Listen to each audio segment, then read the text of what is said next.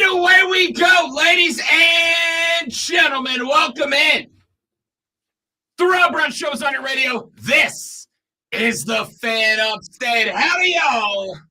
And welcome into another outstanding edition of the 2021 South Carolina Broadcasters Association Sports Talk Radio Show of the year. We are glad to have you as we are set to talk Super Bowl today. And yes, we, unlike other sports talk radio shows, can speak with an English accent. No, sorry, can talk about the Super Bowl. Why?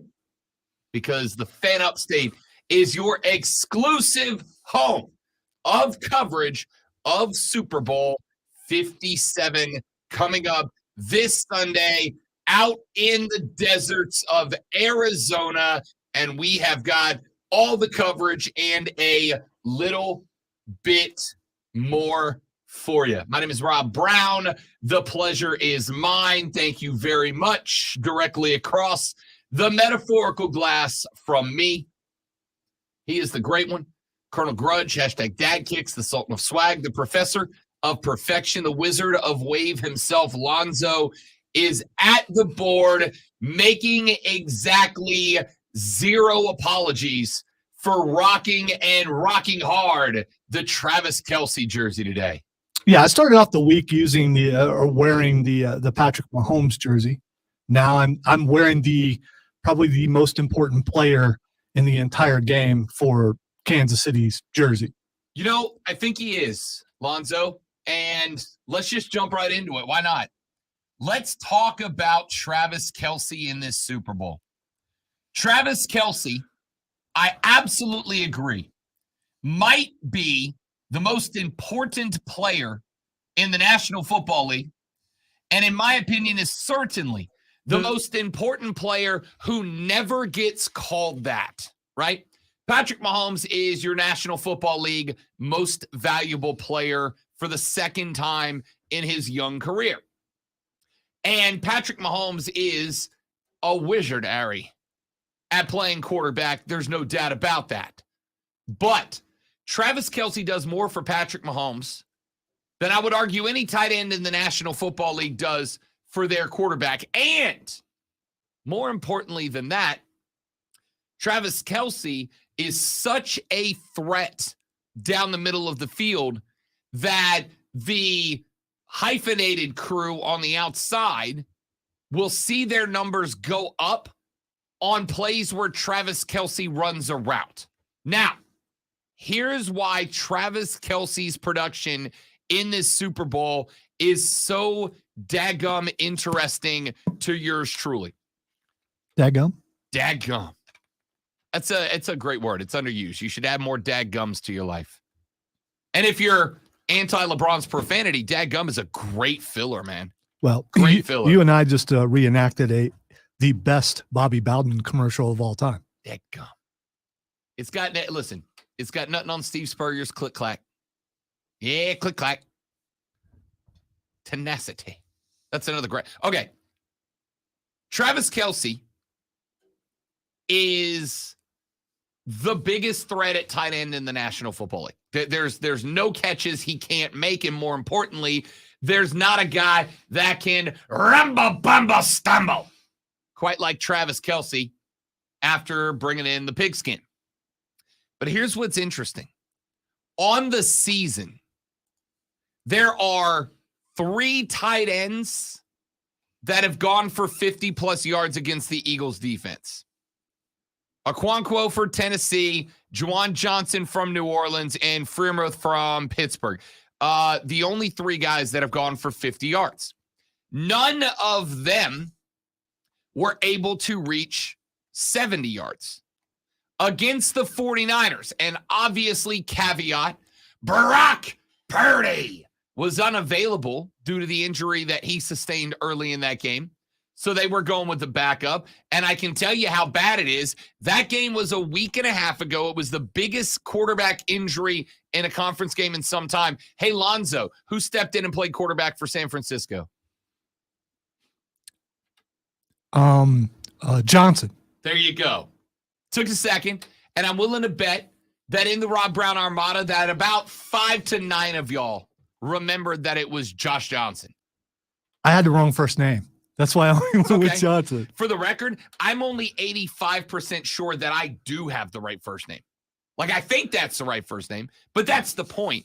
Anyway, in that game, 49ers All-Pro tight end George Kittle, who is one of, 3 tight ends in the league that I would say are anywhere close to what Kelsey is capable of, but he is. 3 catches, 32 yards in that one. Philadelphia has been exceptional at covering up the tight end, and there is a reason for that. It was Josh. Yes. Nailed it.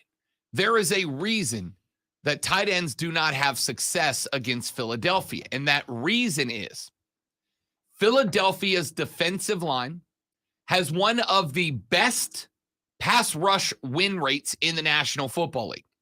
They have been regularly able to blow up opposing offensive lines just by using a 4-3, just going base, no extra pressure.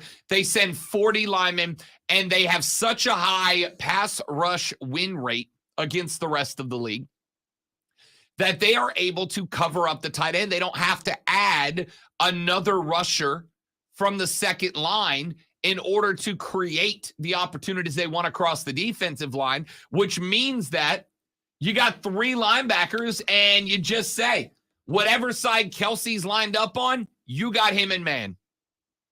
Whatever side the tight end is lined up against, you've got him in man-to-man. Don't let him get outside of you. Now, the good news for Kansas City here is that Kansas City's offensive line is also one of the best in the game. In fact, when you look up and down what Kansas City is able to do across said offensive line, you are looking at an offensive line that has not 1, but 2 players ranked inside the top 1 players at their position across the offensive line in terms of win rate. Both the right tackle and left tackle are best in the league when it comes to win rate against the pass rush. Wow, because, last time that Kansas City was in the Super Bowl, they lost both their tackles. So this is how what a team, a good team does. They go out and replace the guys that were there before that got hurt with guys that are really, really the best. That's a fact. That is a fact. This is a team at Kansas City that just genuinely does not give up pressure across the line. And that flies directly in the face, if you'll pardon the pun, of what the Eagles do. The Eagles have won. The reason the Eagles, in the first 10 weeks of the season, I went and looked this AM and found some stats. In the first 10 weeks of the season, the Philadelphia Eagles were ranked number 3 in the National Football League against the pass. They were ranked number 3 in the National Football League against the run.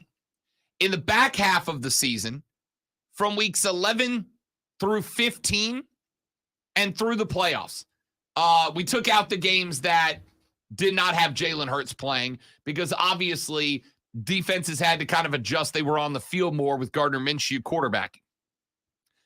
In the remaining back half of the season in games where Jalen Hurts was playing, the Eagles, who were number 3 against the run, became number 1, but they dropped against the pass from number 3 down to number 16. And part of the reason that happened was, if you go back and watch a lot of the Eagles games, what you will see in those games is that a lot of teams got into a spot where they were adding an extra running back to block, and it was forcing the Eagles to kind of change up their base defense a little bit. They weren't in a spot where they were able to just go, we're going to be one of the lowest blitzing teams in the league because our front 4 can beat most 5s, because other teams were adding another running back in. But, and this is where I like Andy Reid, and this is why, regardless of my lean, whoever wins this game, I think is going to win by like a field goal tops. What I love about Andy Reid, obviously, is the same thing Lonzo does. It's his versatility. It's his ability to create on the fly. One thing that a lot of teams were doing against Philly in the back half of the season was they were bringing in an extra running back, but they were not solely dedicating that running back to blocking, right?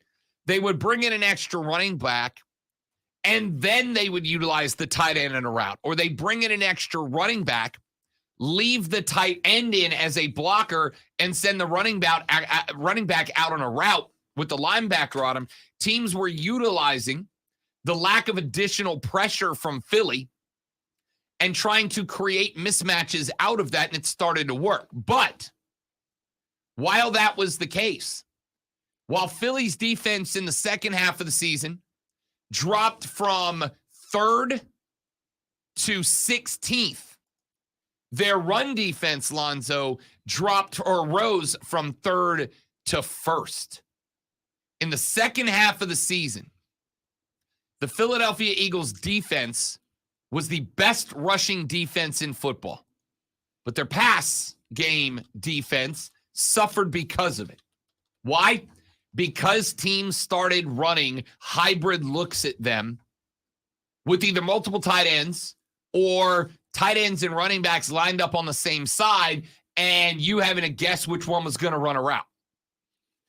You have got to throw different looks. You have got to have versatility in your offense. You've got to be able to trust every skill position player on the football field to be able to pitch in, because if you get to any point where one of them is unable to successfully run a route or catch the football, etc., the Eagles are going to take advantage of that. The best thing the Chiefs have going for them Sunday, in my opinion, Lonzo, is that if there is a team out there that I want to trust to have both the running backs and the tight ends be able to block and run routes and play off of each other, Pacheco, Edwards-Helaire, and Kelce are that group. You know, the other thing about it, I looked at Philadelphia's schedule because I was wondering what kind of running backs they were going against. They went against some pretty good running backs. So I was thinking maybe the stat went up because they were going against some bad running backs, but they were not. They were going against some of the best ones in the league. So the thing is, though, Pacheco has to run the ball. Yeah, the Chiefs have to try to run the ball some. They have to set some other things up. And what he does, and why I think he is supplanted Edwards-Helaire, is because he doesn't stop. He keeps his legs moving. He's kind of like Christian McCaffrey and a couple other running backs from the past who the initial hit doesn't usually stop him. He just keeps grinding and gets 2 or 3 extra yards. And that's all he really has to do is to make that threat credible, to open some other things up. But you're right. He can catch the ball. Edwards-Helaire can catch the ball. We know about Kelce. We know that Kansas City has become the plotting offense to a certain degree. They're no longer the big play. They'll hit a big play if it's open, but they're willing to take their time and go down the field. And that's what they need to do against Philadelphia. Can they still score in like 12 seconds? Yeah, but they don't have to. We've talked about the fact it's Patrick Mahomes' adaptability, his improvisational talent that makes him so deadly. But the other aspect of what makes him so deadly is that Andy Reid knows how to adapt and draw off an offense based on your defense. The only problem that Kansas City is going to have here is that Philly's defense is just full of ballers. I don't know if you know this. I didn't know this until this morning. There were 4 players on Philadelphia's defense this year that had double-digit sacks. They are the only defense in the history of the National Football League that had 4 players reach double-digit sacks. Been a handful of teams that got to 3. No one has ever seen 4 players get to double-digit sacks. It is an elite defense athletically, which means that because they are so athletically elite, you have got to beat them in the chess game. You've got to beat them on the dry erase board, on the chalkboard, or on the tablet if you're a new age guy. You got to beat them on the tablet. If you don't beat them on the tablet, They are athletic enough that they are going to beat you physically at the point of attack. That's how good they are. Let's take a break. When we come back here in just a minute, we are, for the most part, wall-to-wall Super Bowl coverage today. We'll be giving you some thoughts, some predictions, some breakdowns. When we come back, I have put together a list of a handful of guys that I think could very much end up being X factors in this game. Guys that could be dark horse candidates for the Super Bowl Most Valuable Player Award. We will start running through some of those, and we will do it next. My name is Rob Brown. Lonzo's at the board, and you're listening to The Rob Brown Show right here on the Fan Upstate. Excuse me, everybody. I shall return. Hey, fix the air on your way out, would you? Thank you.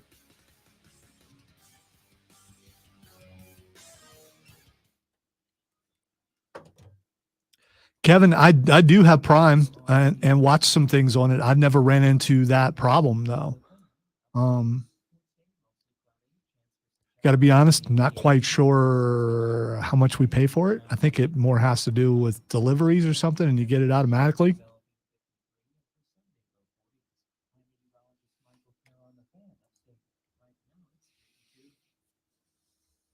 But I've watched several series there, and I've never had that problem.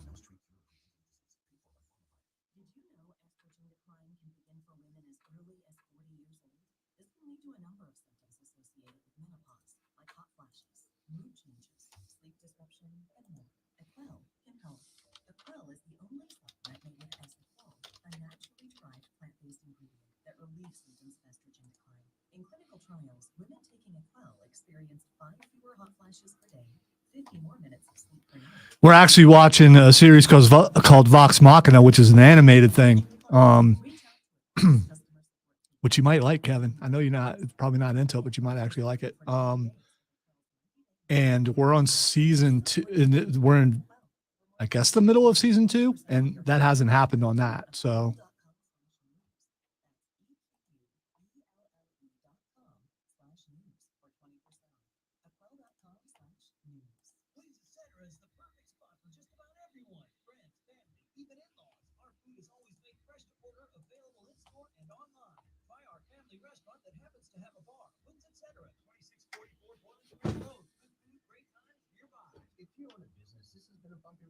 From pandemic to inflation, I'm sure you could use a break. If your business has 5 or more employees and survived COVID, you might be eligible to receive a payroll tax refund up to $26,000 per employee. The challenge is getting your hands on it. It is weird. I hope that's not the norm, because it would. I mean, that's a way to get you if you get in the middle of a series and have to start paying more.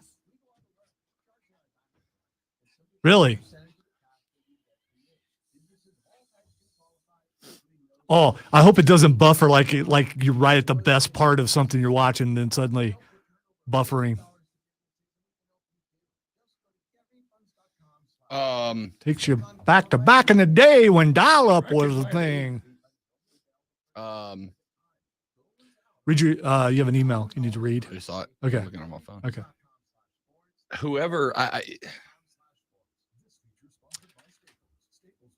Whoever was just in the bathroom, I hope they have a better day than what they were having in the stall, because they were getting jobbed out to their bodily functions based on the sounds that were coming out from behind the closed door. I've never heard it termed that way, but okay. I didn't know how else to put it. There was a couple of grunts. There was one. And I don't know why, because you know what they're doing in there, right? But there's something remarkably unsettling about hearing that and then hearing a small plop in the water. It was because you want that person to be successful for all their effort, I do, and that's also, that's all they got out of it. But also, like, again, you know what they're doing, but actually hearing the results of what they're doing are very unsettling. I actively turned up the volume on the Alexa when I was washing my hands.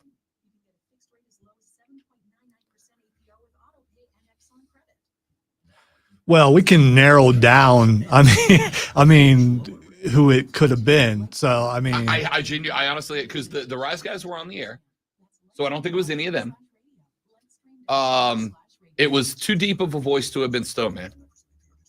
You could work out the deep voice from the grunts. Mm-mm. Oh, they were You talking. could just tell from the grunt that it Okay, was that's what I said. You can work out the voice from the a grunt. larger individual. Do people normally grunt in their It in was their like in their speaking voice? It was, and I was like, oh God.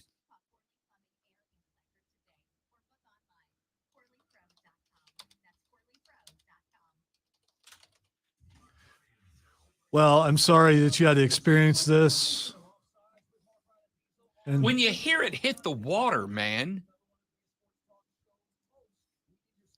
well, the one toilet's a little bit higher, so the distance between Regardless of the situation or the logistics behind it, the plop of hearing the end result, even though you know the process taking place, is, like I said, it's just unsettling.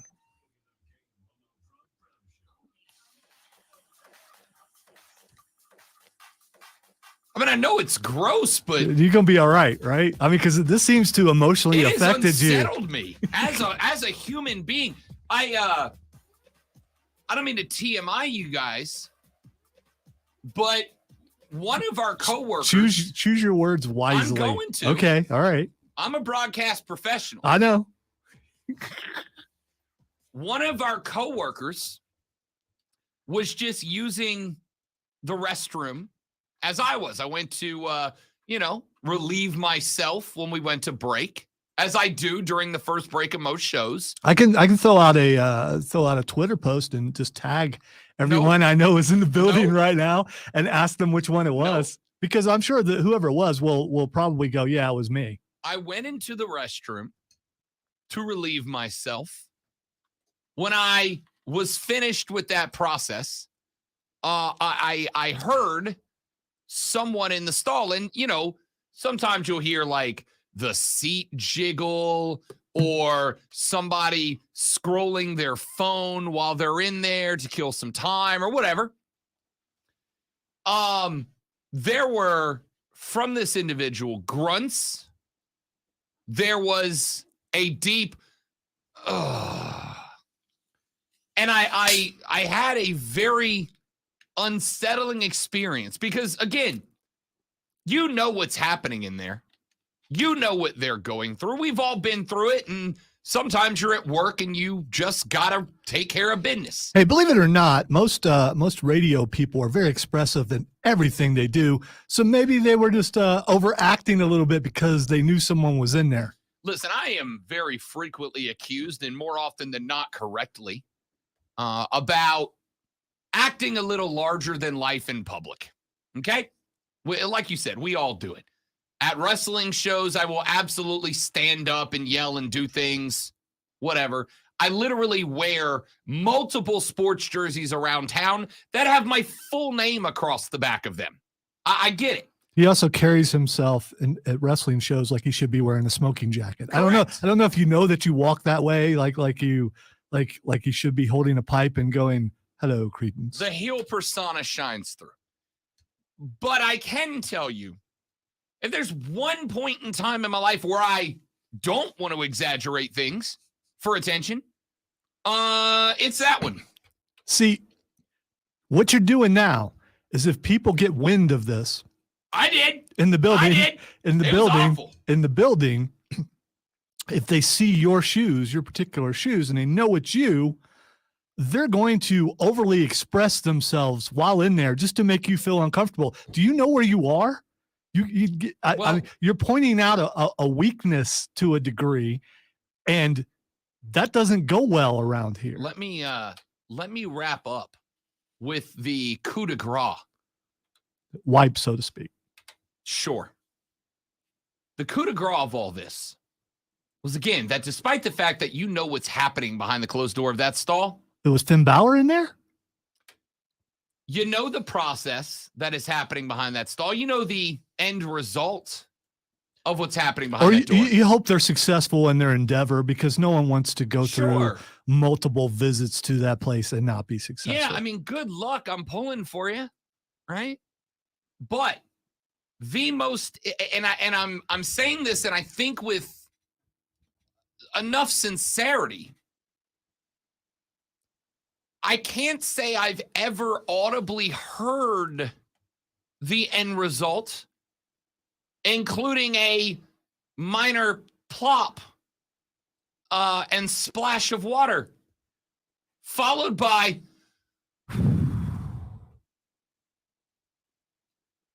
it's unsettling. It has thrown me off of my game completely. I have got to reset this entire show because of that. Pull it together, Brown.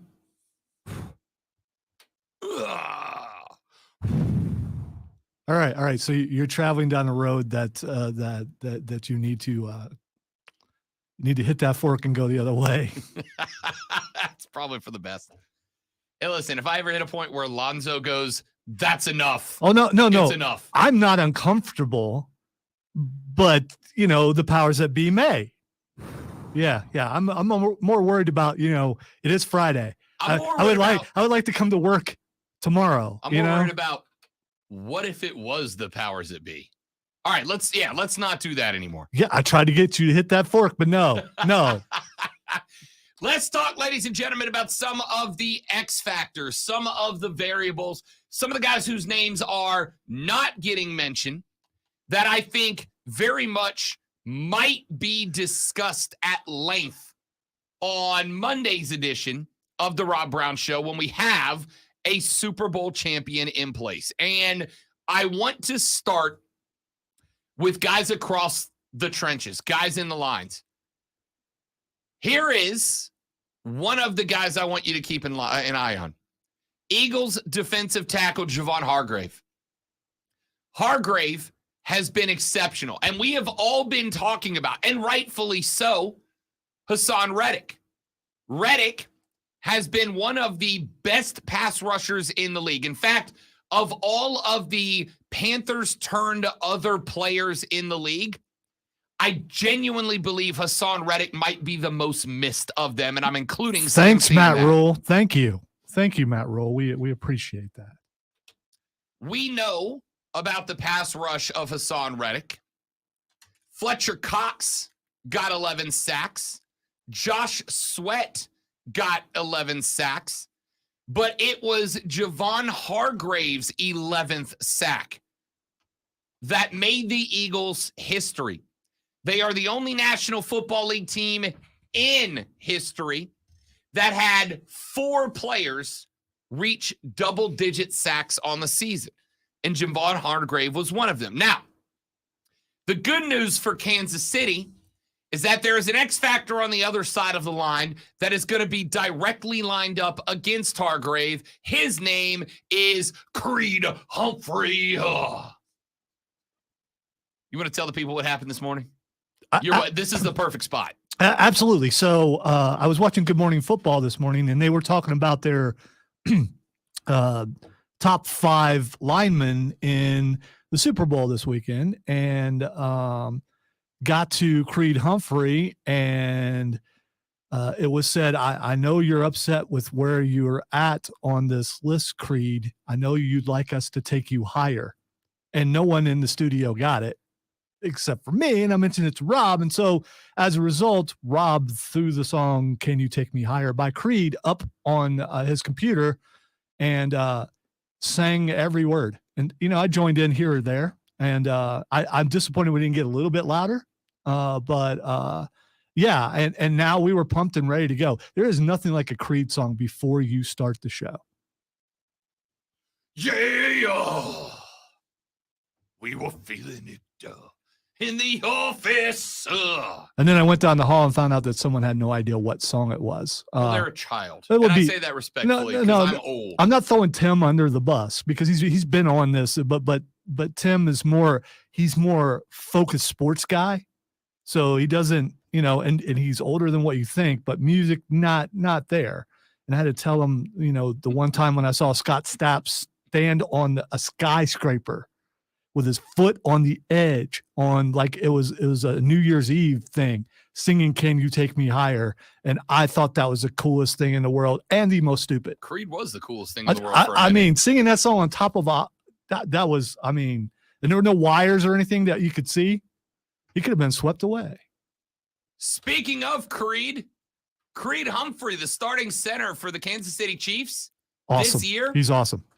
was the number one performing player at that position in the National Football League this year. So right there at the first snap of the football, you have got one of the most successful interior pass rush players for the Eagles versus the most successful center in the National Football League for the Chiefs. Right from the snap, you can draw a red circle on the map and go, the game could be won or lost between these two guys. If Creed Humphrey is off his game at all and Javon Hargrave is on his, Patrick Mahomes could be running for his life. One of the things that I've said a couple of times this week is that Patrick Mahomes is going to have to play in the pocket, right? Which is not always what you want. You want Mahomes to have the outside of the pocket open to him. But you're going to have to play up in the pocket a little bit if you're Patrick Mahomes this week until the offensive line of the Chiefs establishes itself against the interior defensive line, but really the front seven of the Eagles, and show that they can hold the pocket a little bit. Javon Hargrave's objective, is to blow up the pocket. If he can do that against the best center in the NFL, Patrick Mahomes could be in trouble out of the gate. The question mark is the other way. If Creed Humphrey is able to maintain the middle of the pocket, if he is able to keep the interior of the line of the pocket clean, and Mahomes can step up in that pocket early, it is going to demand that Philly adjust their defense, bring extra guys, and that opens the field up for Mahomes and the Chiefs offense. Right out of the gate, the minute the ball is snapped, don't follow the ball. Keep your eye on Creed Humphrey. Keep your eye on Joe Thuney. Keep your eye on Javon Hargrave in the interior of the line, because that could win it or lose it for Kansas City. How about another name that I think you might hear a lot of? Kenneth Gainwell, running back, Philadelphia Eagles. The Eagles, despite all the discussion of Jalen Hurts as a deep ball guy, as a guy who is very good at throwing the ball with some heat out from the middle, it has been the Eagles' run game that has carried them predominantly, especially in the back half of the season. How about this? In the first half of the season, the Eagles had the third best run game throughout the National Football League. Towards the end of the season, the Eagles had the number one run game in football. I know that we have talked about the National Football League being a quarterback-driven league. And it is. Let's not pretend it's not. But despite it being a quarterback-driven league, the teams that are here are both excellent at running the football. The teams that are here are both excellent defensively. You have still got to handle those two aspects of football well to carry there. Now, if you can run the ball, it dramatically opens up your ability to pass the ball. Both these teams know this. Andy Reid knows this. Nick Sirianni has lived this. In the back half of the season, this includes the games where Gardner Minshew was playing, the Philadelphia Eagles had the best running game in football. And part of that is because of Kenneth Gainwell. Gainwell was not your number one guy. That was Miles Sanders. Miles was the guy that carried the run. And then there's Jalen Hurts, who, by the way, credit to Jalen Hurts. There's a lot of quarterbacks who run nowadays. Jalen Hurts, when he tucks the ball and goes, is a tailback. Runs like a tailback. Runs like a running back. Now, could get him in trouble the longer he plays. That's the type of quarterback who is susceptible to injury more than others. But he's stocky. He's got a great acceleration, great cuts. He runs like a running back. From weeks 13 to 18, Kenneth Gainwell would have 15 carries, despite seeing more targets in the passing game. Nick Sirianni and offensive coordinator Shane Steichen, who, by the way, has been considered as a head coaching candidate. He interviewed with Carolina in the playoffs, started to lean on Gainwell a little bit. Back in that game against the Giants, Gainwell had 112 yards and a touchdown. Against San Francisco, he toted the rock 14 times. That was one fewer time than he ran it in weeks 13, 14, 15, 16, 17, and 18. Now, both of those games were obviously blowouts. Both of those games were games that the Eagles ran the hell out of the ball in the second half because they had leads they could sit on.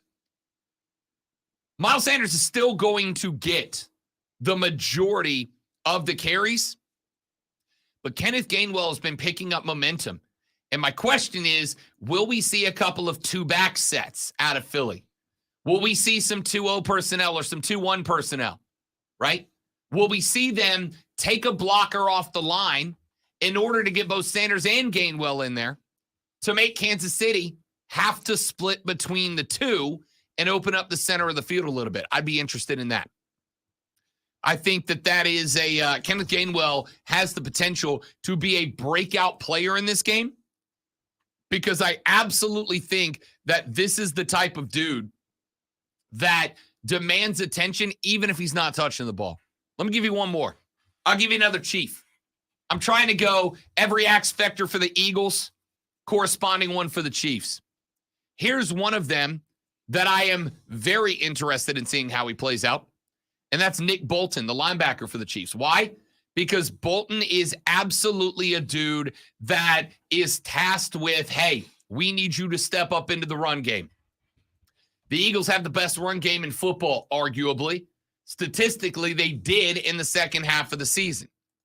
Nick Bolton is the most prolific tackler for the Kansas City Chiefs. 180 tackles, 9 of them for a loss, a pair of picks, and 7 QB hits credited to Nick Bolton this season. He is going to be asked to play in this game, Lonzo, laterally. He's absolutely a dude that wants to play vertically. Get up the field, fill the gap, find the running back, make contact. But because of what the Eagles have in versatility and their ability to run the ball left and right, including from Jalen Hurts, Nick Bolton will have to be a key player up front, and he will have to be a key player up front that is able to move laterally. We haven't really seen him have to do that much late in the season. Did not come up against any rushing attacks that are quite as prolific as Philly's. He will still need to be uber aggressive. He will still need to be a guy that has to push up the field in the run game. But this time, Lonzo, he's going to have to make sure that he is good from numbers to numbers. Because if he plays over aggressive and the Eagles are able to get outside of the defensive end and he's not there as the second level stopgap, Philadelphia's rushing yards could get ugly. I believe I saw a stat this morning that the safeties make more tackles on Kansas City. So I get what you're saying. It's very important, but he's going to have help. He's not going to have to do it all on his own. And still the key to me is trying to make Jalen Hurts beat you. And how you do that is you got to stop the running game. So you're right. Very important, but I think he's going to have help, and hopefully they'll be able to scheme it in a way where it's not all on him. I'm very interested in seeing how Kansas City's defense approaches this game, right? Because on one hand, I want to attack Philly's run, right? Like I want to attack Philly's run. On the flip side, the other key to the game for me is a guy that has, for the talent he has, effectively disappeared in the playoffs, A.J. Brown. A.J. Brown is a behemoth at wide receiver. A.J. Brown is a mismatch nightmare. I got a buddy of mine who is a Titans fan who to this day has not forgiven Tennessee for not doing whatever they needed to do to keep A.J. Brown. Not because he's a great wide receiver, but because it's damn near impossible to match up with him, right?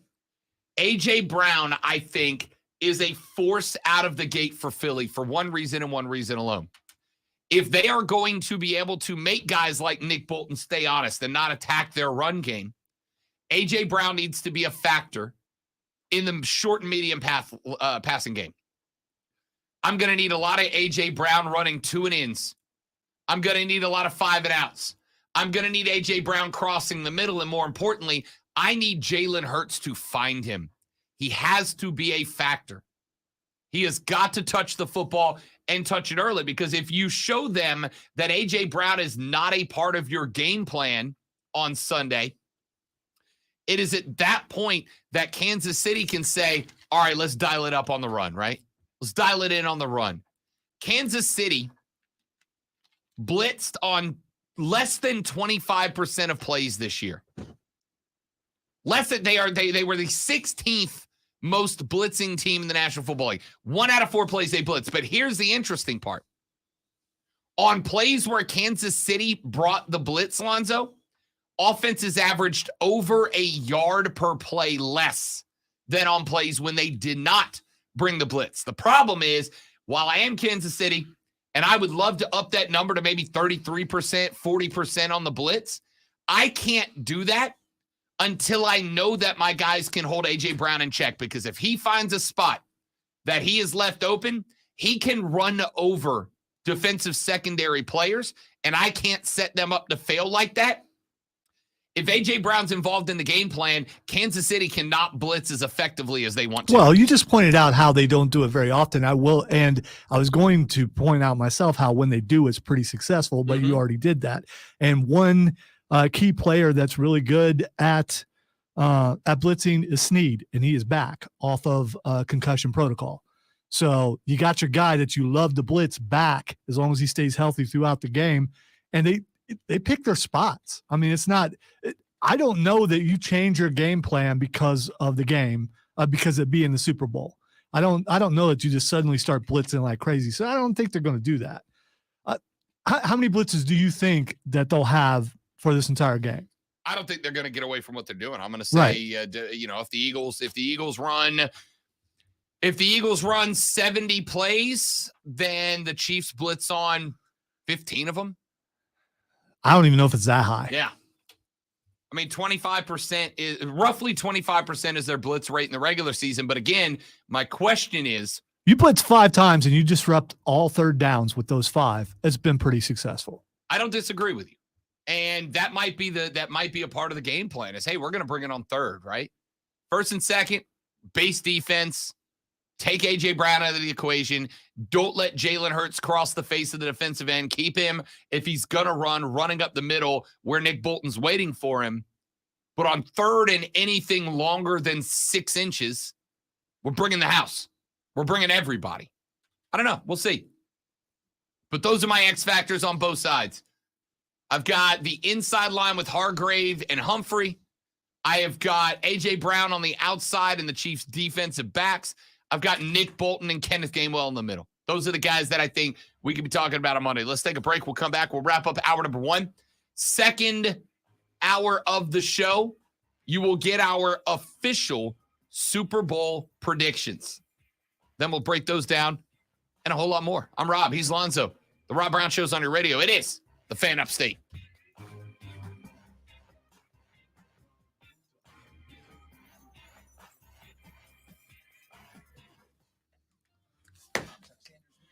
I was thinking someone else was going to put it in, and they didn't, so I put it in. I like it. I like it.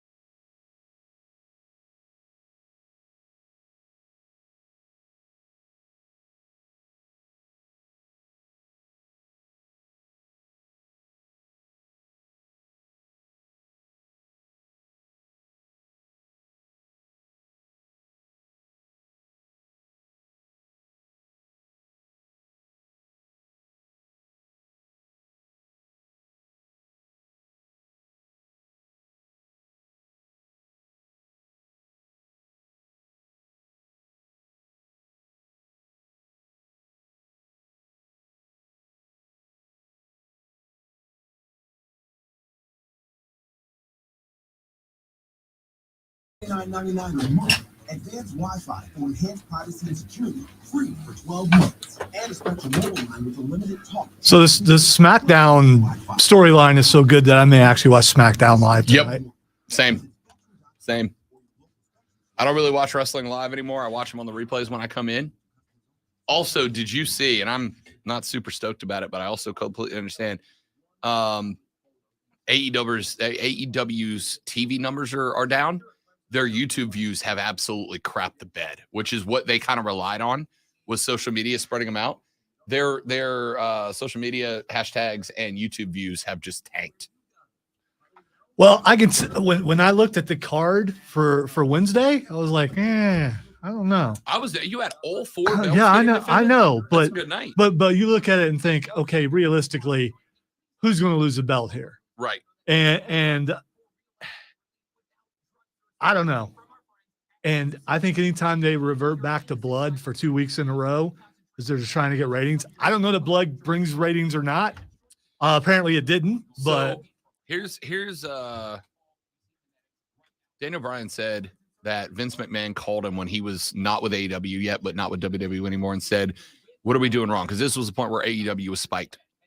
And DB said, "You've got a wrestling show without wrestling, right? Like, you're doing a wrestling show where there aren't matches. You've got to do more matches, and those matches have to be good." I think, and this is obviously subjective, I think the wrestling in AEW is better. Like, the in-ring wrestling is better. There's a bunch of botches. There are some very green guys, but I think the wrestling overall is better. The problem is that I want the balance, right? Like, I want good wrestling matches, but I want good stories set up behind them. And AEW's gotten super lazy in the writing for the storylines. Like, you've got, as we talked about yesterday, one of the best and one of the most popular women's wrestling of all time, women's wrestlers of all time.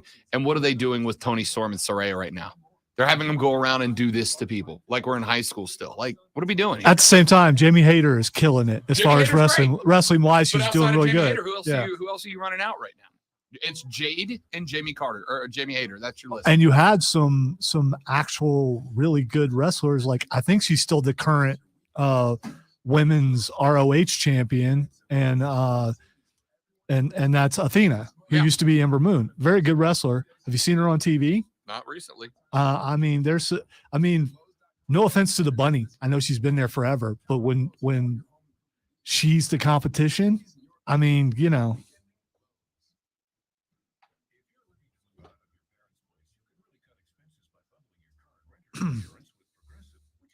Sorry about that, Steven. It probably is the atmosphere, though. That would be the engineering answer. And it does actually affect the radio signal. It also depends on where you are.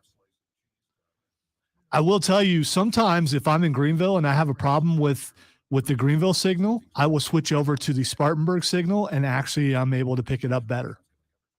So you might want to try that.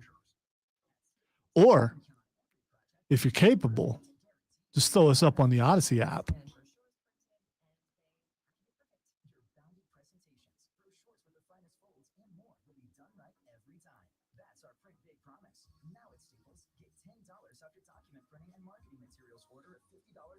Yeah, I'm probably not going to go, Trey, because of the intimacy of the venue. And I have Also hates intimacy. and I have a phobia, and I, believe it or not, I don't want to bring everybody else down because people think I'm not having a good time. No, Trey, you absolutely should not bring your 5-year-old. All due respect. I don't mean that. And that's not. Well, that's Rob good. doesn't I want mean, kids in a bar. That yeah. genuinely is. It is a dive bar, and it is going to be loud as hell. It's a great show. If you're a video game enthusiast, I absolutely go. If you're a music enthusiast, I absolutely advise you to go. But it is small and it is loud, and it's a bar, dude. Like a bar. Wrapping up hour number 1 on the Rob Brown Show and the Fan Upstate. I am Rob Brown. Lonzo's on the other side of the glass. We talked about A.J. Brown a little bit. A.J. Brown has been a non-factor in these playoffs. The Eagles have in that wide receiver one of the most unappreciated wide receivers in the National Football League. The Eagles played the Titans back in week, 12 or 13. The Eagles played the Titans. They beat them 35-10. Now, in fairness, this was at a point in time where the Tennessee Titans were 7-5, but the slide was beginning at that point. In that game, Jalen Hurts was 29 of 39 for 383 touchdowns. They plugged in Gardner Minshew at the end of the game to give him some XP. A.J. Brown went for 8 snags, 119 yards, 2 touchdowns, a 40-yard reception, and he caught all but 2 passes thrown his way, and the 2 thrown his way were like speculatively optimistic. I remember watching that game because I was with a group of the fellas, one of whom, my buddy Jonathan, who is a Titans guy, was ramped up to watch that game. The Titans had not given up hope despite being 7-5. And A.J. Brown, a former Tennessee Titan, absolutely torched them. And he was motivated as hell coming into that game. Very motivated coming into that game. He felt like Tennessee had disrespected him. This was a guy that had put up 2 1,000-yard seasons for Tennessee. His third year wasn't quite as productive.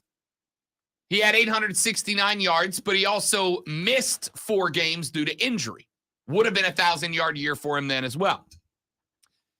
A.J. Brown was motivated in this game.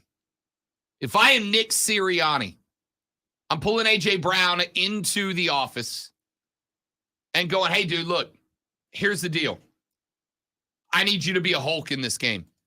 Nobody believes in you. Nobody thinks that you're an impact player. A.J. Brown ain't the tallest dude in the world. His listed playing weight is 6'1", but he goes 226, and he's fast as hell, right? He is 4 yards away from having 1,500 yards on the season. I'm getting him that number on the first drive, right? Because I like Kansas City's defense. We told you some of their numbers early, and we will get to more of them in the next hour when we take a further breakdown of the lineups both directions. But as far as the defensive backs go, what defensive back for Kansas City matches A.J. Brown stride for stride if he's on his game and the Eagles focus on him? You got to lock him down with 2, right? You have got to lock him down with 2. And even then, it's not a group that I love. I don't see Dunlap or McDuffie from the corner spot, either one of those guys, being able to 1v1 A.J. Brown. A.J. Brown should walk out of this game well north of 100 yards receiving and at least a touchdown. He's got to. Unless the quarterback doesn't have time to throw. Unless the quarterback doesn't have time to throw. Which means on the other side of the break, we should flip the football.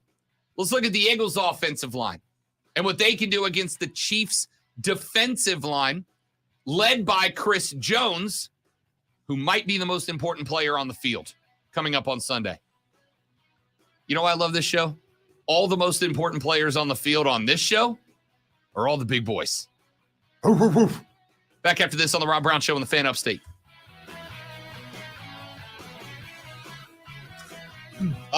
You just broke your adults don't bark rule. I just want you to know that. We talk about the dogs. Yeah, but I mean, I could have gone with that. Yeah, that's better. Could have gone with the Hogs. I'd rather go with the Hogs.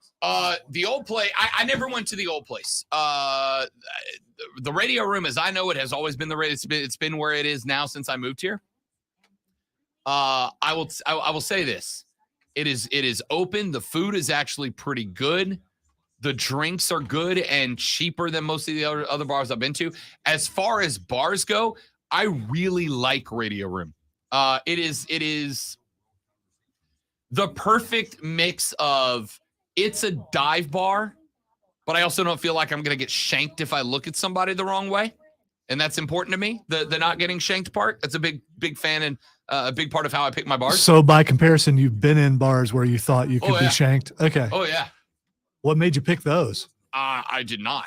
Okay. But also, if I see a dive bar, I'll go in, right? Like it may be I go in once, but I'll go into any dive bar once. Anyway, it is a great bar. They are very dedicated to music, so they have a phenomenal sound system in there. The sound that you are going to get from any band that plays there is as good as you're going to find it anywhere outside of a dedicated concert venue, which this place honestly is. The back concert venue is bigger than the portion of the bar. Most bars aren't like that, right? Most bars that focus on music have the music portion of the venue as part of the bar, or the bar is bigger than the music venue. Their music room is bigger than the bar, or at least the same size as it. I genuinely love Radio Room as a music venue.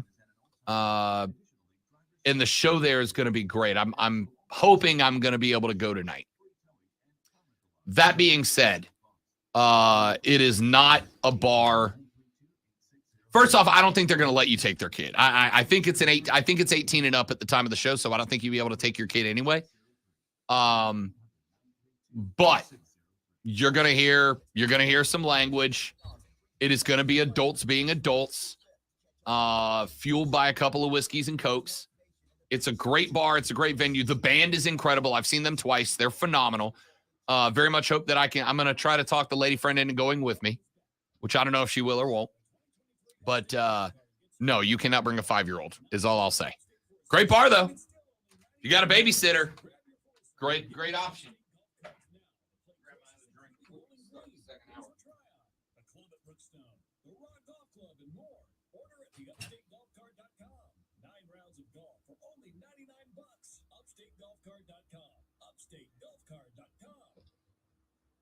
Kansas City Steak Company, another AmericanEagle.com success story. Started in 1932 as a family-owned butcher shop, today they're a leading distributor of superior all-American steaks delivered right to your door, ready for the grill and your taste buds. When it came to their website, an average site didn't do. They chose AmericanEagle.com to take their website to the next level. With a dramatic increase in competition and a softening market demand, they had two challenges: improve their brand presence and message, and produce a positive return. AmericanEagle.com got to work and executed usability studies and detailed audits of site experience, digital assets, and marketing. The results, an integrated digital Tell us where I am. customer experience plan, organic I had to push your chair back to get to the beverage storage device. That does not exist. Yes. No, it's just a beverage storage device. Yes. And when I went to push your chair, just fire in my shoulder from pushing a chair with wheels on it. Well, my chair is heavy duty because, this ego has to set in it. Fair enough. So glad that the floors are reinforced.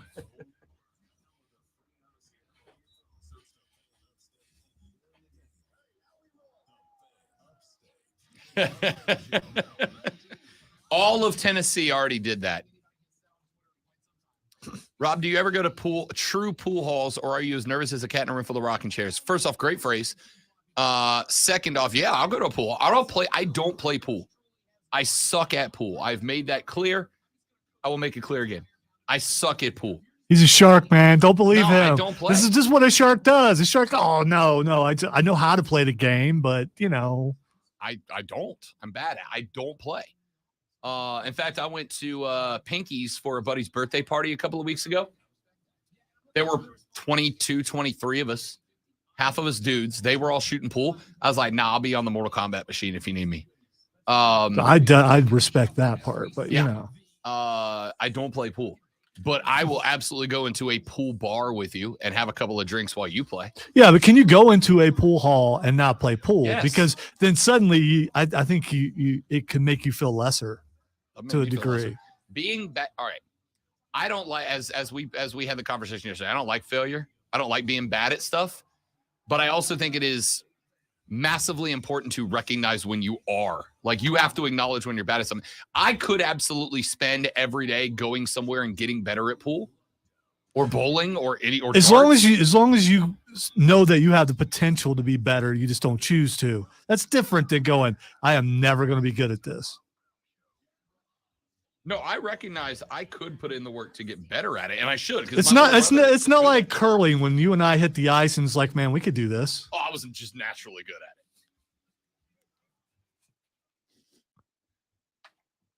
it. The show made of natural-born curlers. Ladies and gentlemen, the Rob Brown Show is back on your radio. It is the Fan Upstate. By the way, speaking of, I didn't get a chance to bring this up this week. Did you see the story about former Minnesota Viking pass rusher Jared Allen? No, but I was always a big fan. Oh, yeah. I love Jared Allen. Jared Allen. He also played for Kansas City. He did. So I just want to point that out. Jared Allen is in that group of guys like the Kelsey Bros, Gronk, etc. Guys that I'm like, I just want to be Pat McAfee. I just want to be friends with them, right? I feel like I would fit naturally into their group. Jared Allen is ridiculous. And it turns out Jared Allen, much like myself, much like the great one, it turns out is a natural curling athlete. And we now know that because Jared Allen won this past weekend's U.S. Curling Championships in Denver, which means that Jared Allen is now one step closer, Lonzo, towards representing the United States of America in the Winter Olympics on the sheet. Would that not be an awesome story? That If would be you great. weren't already a curling fan, first off, you were wrong. Do better. Second off, now you got a guy. Because if you think that I don't want to see Jared Allen stir it up and throw the celebration arms up in the air after putting 2 in the house, I don't know what to tell you. Get this man in the Olympics. Make him the flag bearer of the United States when they walk into the welcoming ceremonies. Jared Allen is I wouldn't have said this until yesterday when I found this article. I have never cared about the flag bearer, the guy or gal that walks into the stadium carrying the colors, rising the standard for the U.S. international conglomerate of athletes. But now How could you Allen. not care about the flag bearer, man? I mean, I think that's an honor. So if you were asked to bear, Let me rephrase that. because it makes it sound like something that I hope you don't want to sound No. like. Let Let me rephrase that. When I say I don't care, I mean, I think every athlete who goes and represents this country on the international stage of athletics has a story behind them that makes them worthy of carrying that flag, right? So I guess what I'm saying is every year when we pick a flag bearer, there's always a group of people who are unhappy about it, right? Oh, that person shouldn't be the flag bearer because. And there's always fights on social media about it. I don't care. Every one of those athletes has a story behind them that made their trip to representing us in the Olympics special and probably deserve their opportunity to raise the standard. No one deserves it more than Jared Allen. I want Jared Allen. You know why? Because I have no doubt that Jared Allen walking into the stadium, I guess, whatever they do, the welcoming ceremonies, the opening ceremonies for the Winter Olympics in, Jared Allen walking in, I suspect would go full hacksaw Jim Duggan with the flag when he rolls up in there. Oh! And I'm here for it. Jared Allen, curling champion. Can't wait. Won the Denver championships and is now a step closer towards waving the red, white, and blue at the next round of Winter Olympics, which are what? Next year? They're next year, right? Or are they this year? I'm looking up to see if Jared Allen got chunky or not, because I'm curious. The next Winter Olympics are 2020. Oh, 2026? Really? Did we just do a winter? When did we do a Winter Olympics? Oh, was it? Yeah, we have promos about that skiing uphill. Remember? Yeah, but wasn't that like 2 years ago? I don't know. It's every 4 years, so Yeah, no, I know how time works. I'm saying it feels like the last time we talked winter sports was like 10 years ago. Because of COVID, things were shifted and things didn't happen how they were supposed to, including the Olympics, if I recall. Maybe that's why. And Jared Allen got skinny. I just his head's still big though. So we got that. Speaking of getting skinny, Joe Thomas got shown on TV at the NFL Honors Awards last night. Joe Thomas, my guy. Like, is Joe Thomas a dude that makes offensive linemen feel betrayed? Because that guy is now absolutely freaking shredded. No, I think for the most part, there a lot of these guys, when they no longer have to bulk up, they go down to whatever their normal size would be. I've seen this happen with quite a few linemen. Not everybody's going to be that big guy their whole life when they don't have to eat the way that they have to eat to maintain. Yeah, it's I'm good with that. The dude looks like a completely different human being at this point. Like a completely different human being. It's unbelievable. Here, I'll throw him up on the stream for you guys watching at home. Look at that guy. The guy on the left and the guy on the right are not the same guy. That's unbelievable, that transformation. I wish I had millions of dollars so I could not be a fatty. I think you should have kept the hair though. I don't know, man. Look like that, you do whatever the hell you want. All right, let's talk more Super Bowl. Now he looks like some guy that's going fishing, in at Lake Greenwood. What's wrong with that? Nothing. It's been a bad week. It's been maybe I got a touch of the nerves about this weekend. What can I say? Do you? Are you nervous about this game? I'm getting nervous. You gotta be, right? I'm getting nervous. I am not the big time emotional guy. I was talking to some of the guys down the hall. If, and it's not going to happen, but if Kansas City were to lose, I'll be a little upset. Then I'll be over, like an hour later. Other members of my family, not so much. Not so much. If they do win, it will be the second time I've seen them win a Super Bowl in my lifetime. I think that's pretty cool. The first time, I might have gotten misty. No, the actual tears came out, but there's a little bit of welling up, just a little, when there was the sudden realization that in my entire existence, I had never seen my team win the Super Bowl, even though they won one early on. There are some people out there who've never seen their team win a championship. And if the moment hits you like it can, and you really start, reflecting, like I've been rooting for this team for this long, and this is the first time I've seen them do this. It's going to be just as sweet Sunday if they win again, though. The last time that we had two teams in the Super Bowl that were this comparative, statistically speaking, was the Patriots-Seahawks Super Bowl. Remember the one where the Seahawks had the Patriots beat and all they had to do was just give the ball to Beastquake Marshawn, and instead Pete Carroll decided to outsmart himself, throw a pass. The Pats picked it in the end zone, and Brady got to ring 6 instead of being left at 5 where he should have at the time. I would tell you to quote a certain player who I believe might have been on that team about run no the goddamn football. No. You gotta get another email. No. I got cleared. I talked to him about it. it. Yeah, I know. Yeah, I got cleared. I know. I also talked to him about it. We're but, good. It's yeah. I think run the dang football is perfectly acceptable.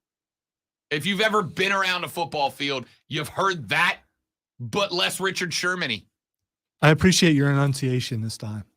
Oh, yeah, no. The adjustments have been made. I'm like Andy Reid. I made the adjustments. There you go. Yeah. All right. Anyway, that was the last time that two teams in the Super Bowl were as statistically comparative to each other as the Chiefs and the Eagles are.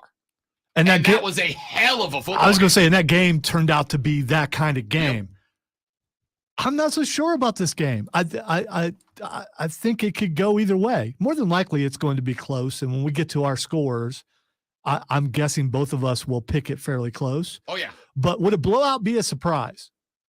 Oh, yes. I would be shocked by a blowout in either direction. I would be shocked by a blowout. These two teams, they are not mirror images of each other. They've gotten to where they've gotten in different ways, but they've both gotten to identical spots, right? Identical records, identical seeds in the playoffs. They are so close to each other. If I recall correctly, they have an identical yards per play offensively on the stat sheet, right? They are not mirror images of each other. They have entirely different styles of offense, but they both dominated to the point that they had what? The same number of pretty much everything offensively. Like same number of touchdowns, same number of points scored, same number of wins, same seed. They're identical. And almost to a T. If you go back and you look at Super Bowls, almost to a T, when you have teams that have offenses and defenses that are ranked within like 5 spots of each other in the National Football League, those Super Bowls come down to a score or 2 at most. This game, I'm not going to be so dramatic as to say this is a walk-off moment, right? This is a game that is going to be won on a last-second field goal. But I can absolutely see it be a game that comes down to the final drive. You may need a touchdown instead of a field goal to win it. But there's no way anybody's getting blown out in this game. Vegas set the line at -1.5 to Philly for a reason. And oh, by the way, I had a conversation yesterday with a buddy of mine who is a big gambling guy. Big gambling. Like flies to Vegas for gambling weekends. Big gambling guy. And he told me that, and I not only believe but agree with this. He said that he genuinely thinks that a lot of Kansas City bettors held off on the early line, right? You got to have a lot of initial play at the very opening line. But a lot of Kansas City bettors held off, right? Because initially Kansas opened at -1.5 as a favorite. And a lot of Kansas City bettors just kind of held off on that. Like, let me wait off on this. Let me see if we can get some points back. And they did. The line floated at one point to Eagles -2.5 or 3, depending on the book you looked at. You got a lot of change dumped into Kansas at that point. It came back down to Philly -1.5.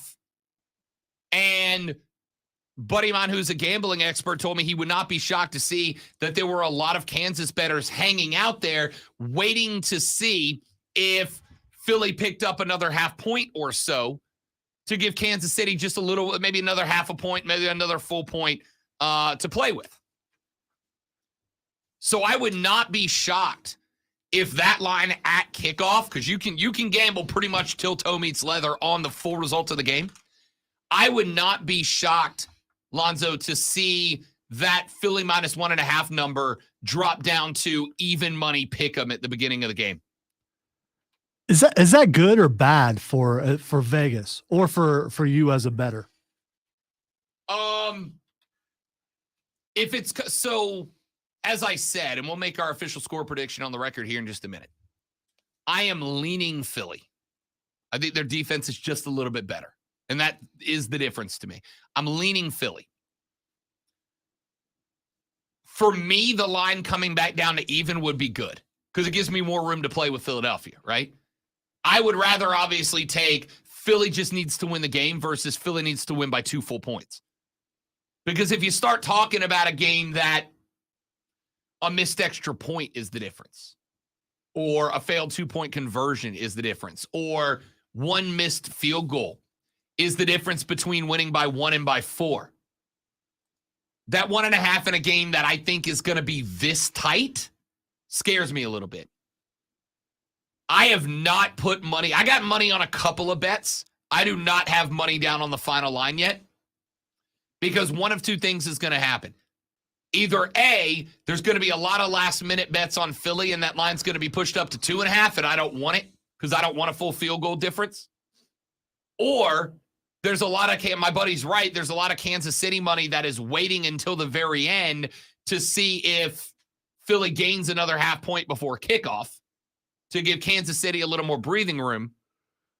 They all flood the bet at the end. It comes down to a pick 'em right before kickoff, in which case I feel a heck of a lot better. I would rather the pick 'em, obviously, but a 1.5 point spread for me isn't super attractive for the Eagles because I think this game can and probably will be won by a 1 point differential. So I don't really want it. But if it comes down to pick 'em, I'm throwing the bank at it. No, I'm not, because I'm not super confident in it, but I'm throwing more money at it. Hey, if you, ladies and gentlemen, find yourself in a spot where you want to throw a little scratch at this game, let me remind you that BetQL is in your corner right now. BetQL has correctly predicted 73% of all bets in each of the last 2 rounds of the NFL postseason, and now they're fully focused on the Super Bowl, so wouldn't be shocked to see that number go up. They are offering up for you some best bets. They have put together on the BetQL app pro betting trends. They are tracking line movements. I just told you about my expectations of the line movements. BetQL is looking at the same thing, and they've got breakdowns for you. They have correctly predicted, if you are into prop bets like I am, moneyline bets on 78% of Jalen Hurts' career stats. And right now is the perfect time to roll out their 3-day free trial. 3-day free trial, you're going to get some inside look at all of the Super Bowl lines. Decide if BetQL is for you in the future. If you are a gambler, you can get the betting insights you need for the big one this Sunday with that free 3-day trial of BetQL. If you are interested, visit BetQL.com today to get your free 3-day trial started. Let's run into a break. When we come back here in just a minute from right now, we are going to take a look at the Chiefs' offensive line versus the Phillies' defensive line, and the inverse. Phillies OL versus the Chiefs' DL. Let's see if there's any points that we can pick up when the big boys get going against each other. We'll do that next. I want your Super Bowl thoughts, your Super Bowl predictions. Who do you got? Give me your score. I'm curious. The Super Bowl preview returns when we come back on the Rob Brown Show on the Fan Upstate.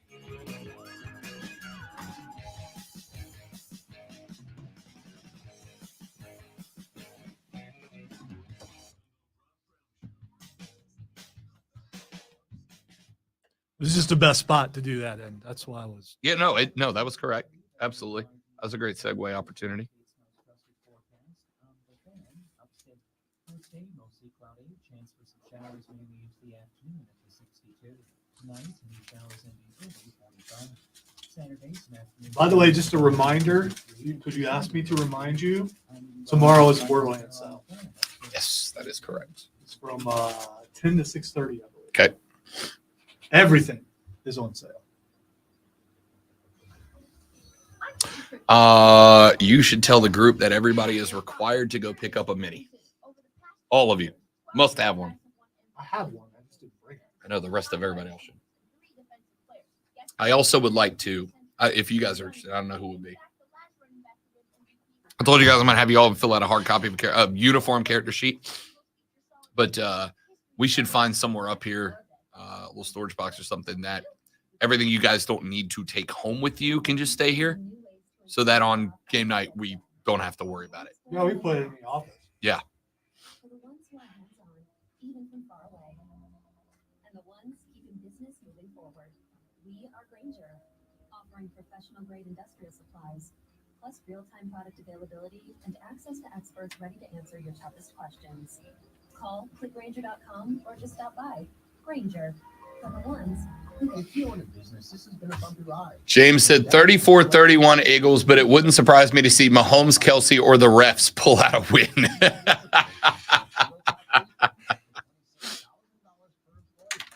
is getting your hands on it. Hi, I'm Howard Mackler, and that's why I founded GetRefunds.com to cut through the red tape and get you the money. The team of tax attorneys we have put together are highly trained in this little-known payroll. Percentage of the cash that we get for you. Businesses of all types can qualify, including those that took PPP, nonprofits, and even those that had increases in sales. We have helped return over $1 billion to businesses, and we can help you too. Just go to getrefunds.com/sports, click on Qualify Me, and answer a few questions. This payroll tax refund is only available for a limited period of time. Don't lose out on up to $26,000 per employee. Go to getrefunds.com/sports. That's getrefunds.com/sports. Finding great candidates to hire can be like, well, trying to find a needle in a haystack. Sure, you can post your job to some job. All right, you got that for All you can do is hope the right person comes boss. along, which is why you should try ZipRecruiter for free. I didn't notice that there was an air check request, We can pull it. but I wrote it down just in case. Okay. There is an air check request. Is there? Okay. So maybe I did read it somewhere in the back of my mind. Yes, it was requested. Requested. Citywide, 4 out of 5 employers who post a job on ZipRecruiter get a quality candidate within the first day. ZipRecruiter, the smartest way to hire. And right now, you can try ZipRecruiter for free.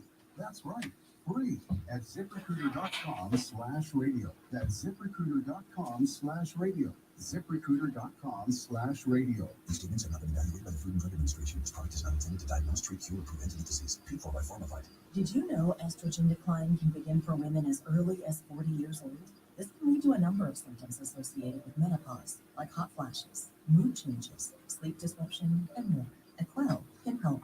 Aquel is the only supplement made with S-Aquol, a naturally derived plant-based ingredient that relieves symptoms of estrogen decline. In clinical trials, women taking Aquel experienced 5 fewer hot flashes per day, 50 more minutes of sleep per night.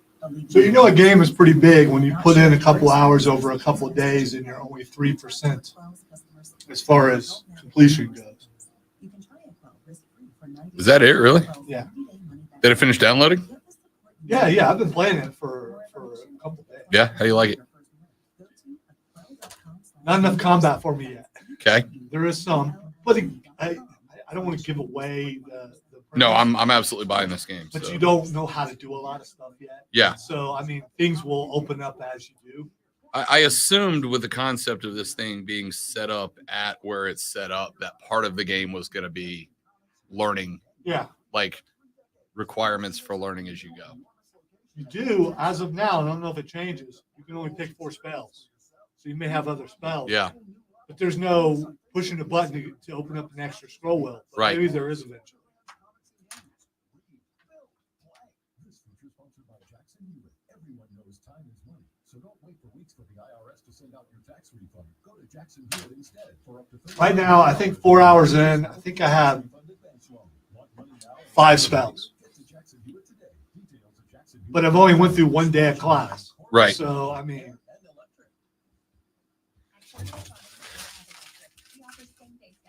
One day of class. You get a university simulator.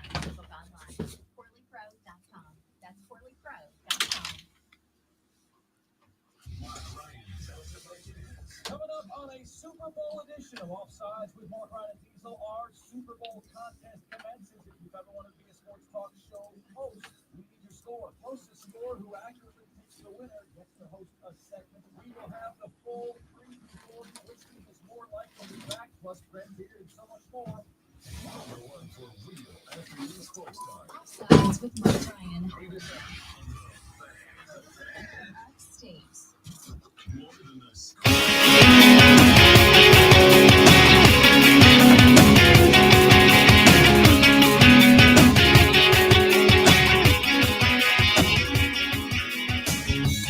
So the Eagles in the NFC Championship game against the San Francisco 49ers offensively really kind of struggled in the first half. Didn't really have a lot going for them. They were being held to under 4 yards per carry on the ground. Outside of Devontae Smith's circus catch that maybe was and maybe wasn't, Jalen Hurts didn't really have anything going through the air either. they were going up against the number 1 defense in the NFL Sure they were. that played like the number 1 in defense in the NFL until they got tired. So they were just out of gas. Yeah. That is absolutely correct. Who was it? I think was it Debo? Somebody from the 49ers said yesterday at the Super Bowl media circus that if Brock Purdy didn't get hurt, they believe San Francisco would have won that game. And honestly, it's not that far-fetched of a Yeah, I don't think it's far-fetched either. It definitely would have been closer. So what did now Houston Texans head coach DeMeco Ryans, then San Francisco 49ers defensive coordinator, do in that game? There is something that absolutely the Kansas City Chiefs defensive coordinator Steve Spagnuolo should take into consideration. DeMeco never really ran a traditional base defense in that game.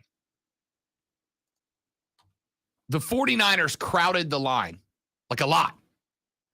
You've heard me use the term heavy box, light box before, right? Light box is usually when you've got 5 or fewer guys in there. Heavy box is when you've got 7 or more, right? You're walking up an extra DB. Maybe you got 5 down linemen and 3 linebackers. And you can still drop one into coverage in that spot. But a light box versus a heavy box. The 49ers ran a bunch of heavy box looks at Philadelphia. But then they did something else out of it that I think Kansas City is going to have to do. Simulated pressure. Simulated pressure. They had guys that would run up from the defensive backfield, right? So they would, for instance, run a cover 2. They'd have a safety run up to the line as if they were going to bring the early safety blitz. They'd run the safety up, but then instead of actually bringing the safety, they would have the cornerback drop off of his wide receiver and basically go back and play the safety role, and then they'd sprint the safety out to take over the cornerback spot. So the defense didn't change. They were still running that cover 2. They were still running the outside press coverage, but they would show you a blitz that was never going to come. So Jalen would look up to look at the defense. He'd look over, see a safety running up on the line. The goal is to get him to bite on the safety blitz. Even if he doesn't react to it, you need him to be looking in that direction, because the rule for a quarterback is if there's pressure coming from somewhere, look where that pressure came from, because there's going to be a bubble there, right? Unless you've just got the world's fastest athletes, if pressure comes at you, there's going to be a bubble where the pressure's coming from. Somebody over there is going to have some room if they can find it. But what the 49ers were doing was simulating that pressure. So Jalen would see safety on the outside, and what you're just trying to do is get in his head so he looks in that direction, seeing if there's a bubble, and it turns out there's not, right? The cornerback rolled back to his spot. The safety rolled out to the quarterback spot. They just flipped positions. So Jalen's going to look out there for a bubble, and now there's not one. And by the time he recognizes that and goes back to his other read, you're hopefully getting pressure from Nick Bosa or whoever in that spot. So that is something San Francisco took great advantage of. Stack the box, bring a lot of extra coverage, disguise it as faux pressure, and get back there. Kansas City is going to be very much able to copy that blueprint that San Francisco laid down. The only problem that you have here in this game is that the Eagles have a very good offensive line. Not quite as good as Kansas City's, but right there with it. Which means that even if you bring faux pressure, as DeMeco Ryans did for San Francisco, you've got to occasionally actually bring the pressure, right? Because this offensive line is very good at diagnosing what's happening and what's not and responding to it. When you bring extra guys, when you're bringing stunts across the defensive line, what you are ultimately trying to do is not just, I'm going to stunt around and just run through a gap. You know the offensive line's going to be there. What you're trying to do is create confusion on the offensive line so they block the wrong guy. There's going to be a lot of inside stunts. There's going to be a lot of outside stunts, I think, from the Kansas City defensive line, but it's got to be backed up by, at the very least, simulated pressure from elsewhere, right? You already know Karlaftis and Saunders on the left-hand side love to play off of each other. You're not going to see as much out of Jones and Clark on the right side for Kansas City because Chris Jones is so adept as a pass rusher that it's hard to block that guy even if you know what he is doing and where he's doing it. He's that good. So I would suspect you're going to see, we mentioned Nick Bolton a lot earlier. Nick Bolton is a big, big player in the run game. So if you already know that he wants to step up and be in that role, I would absolutely simulate a lot of pressure out of him, right? Line up with 4 down linemen. Go with your 4-3, but then pre-snap, walk Bolton up on the line, right? If you are standing over there as the left tackle for the Philadelphia Eagles, and by the way, Jordan Mailata, left tackle for the Philadelphia Eagles, easily the weak point of this offensive line.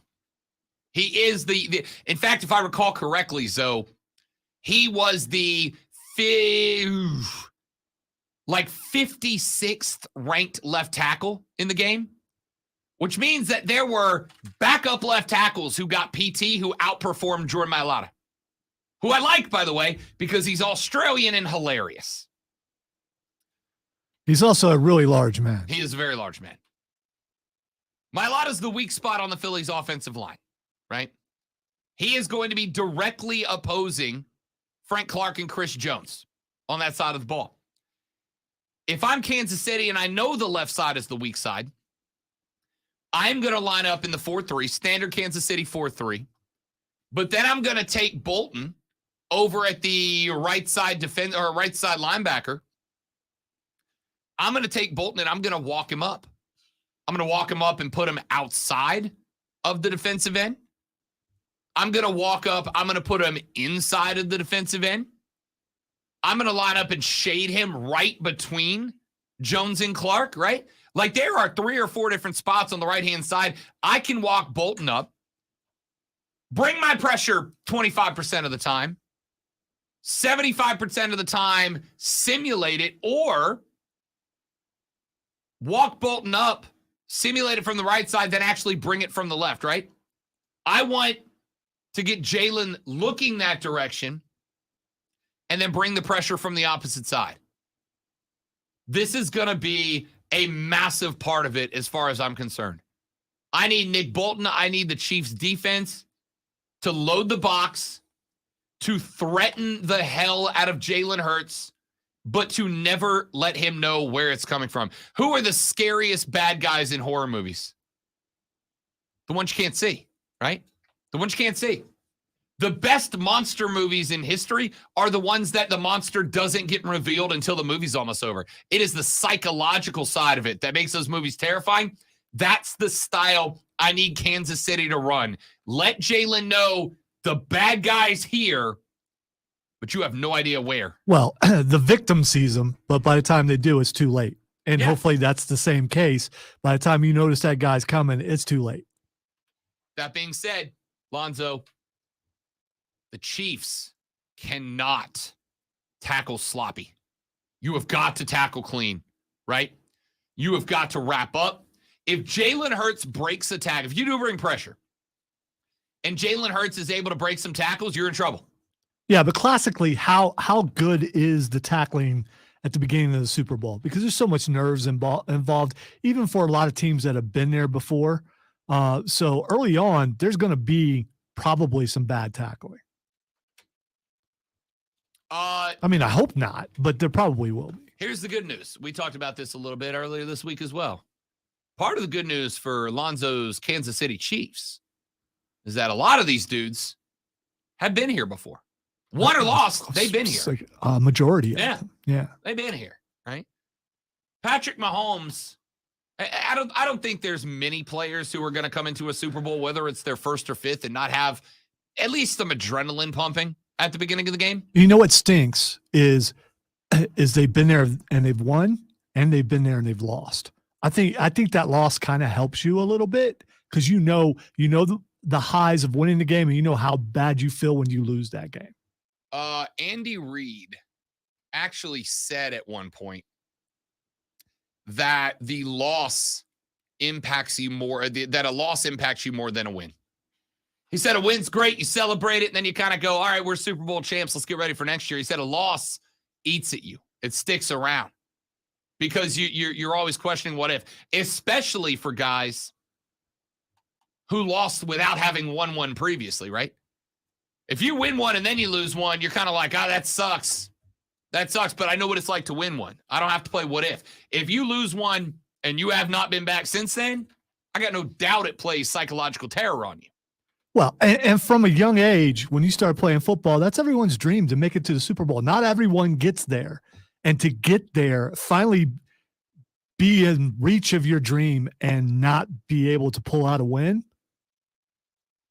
Woof. Yeah. That's a fact. When you get back, you know how that feels, and you don't want to have that feeling again. So I absolutely agree that I do think experience plays into this a little bit because there are pregame jitters. Now, the Eagles were there 5 years ago. Yeah, but there's only like 4 players on that team. Right. This is a brand new Eagles team. Doug Peterson was there. Wentz and Foles were at quarterback. All but, as Alonzo pointed out, I think there are only 4 or 5 Eagles that were on this team that are on this one. It's 5 years ago. The last time Kansas City was in the Super Bowl, all these dudes was here. When they won the Super Bowl, most of these dudes was here, right? There's some new guys back there, sure, but most of these guys were here. So I absolutely think the other aspect is because of that, you want to do 2 things if you're Kansas City. First off, if if Kansas City wins the toss, Alonzo, I want the ball. I want the ball first, right?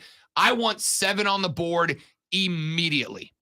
I want to force Philadelphia to feel like from their very first drive, they have to play from behind. Why? Impacts play calling, etc. But number 2, I want to capitalize on any nerves, any adrenaline that a young Eagles roster might have when it starts. It's not, they're pro football players. Midway through the first quarter, everybody's going to settle in because it's another football game, right? We done played 18 of these things so far, 19 of these things. We know how to do it. But that first few minutes, because the national anthem is not like it is in any other game. There's a flyover. The fans are not in your corner like they are in any other game, or against you like they are any other game. There's a ton of differences between this game and any other game. But once you get out there and you make contact and you start battling, it's the same game. But there are going to be some nerves up front. Kansas City's boys have been here, done this. Some of them have won it. Most of them have lost it. They know what it's like, and they've got the motivation. If you lost the Super Bowl of, I ain't doing that again. I ain't coming all this way to fail at the last minute. I ain't doing that again.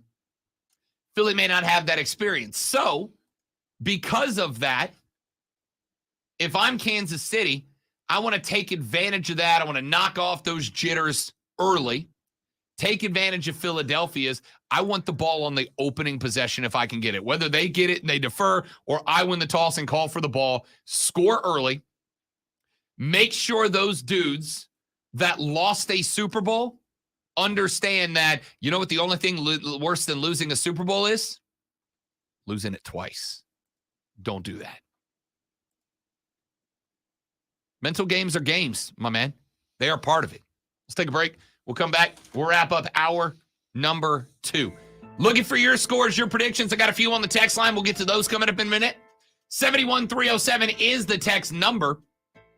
Text 71307. Start your text with FAN, F-A-N, FAN, F-A-N. We'll read them on the air. Lonzo, Rob, and you. We're back after this on the Rob Brown Show and the Fan Upstate. Are you going? Be right back. Stream, don't go anywhere. We will return momentarily.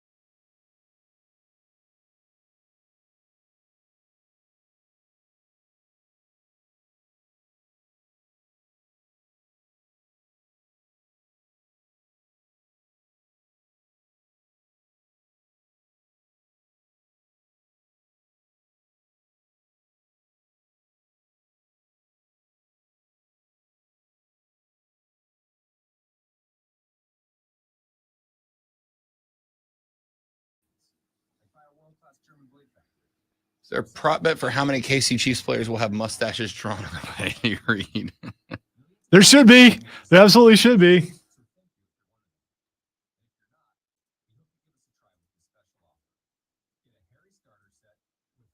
I hope when Patrick Mahomes gets on the podium after the Kansas City Chiefs win the Super Bowl and has a drawn mustache on his face going, "It happened again, coach." Happen again, coach. That's a solid commercial. You know it's Andy coming. Reid just chunking that marker across the Yes. plane. You know it's coming. You've seen it a bunch of times, and it still makes me smile every time.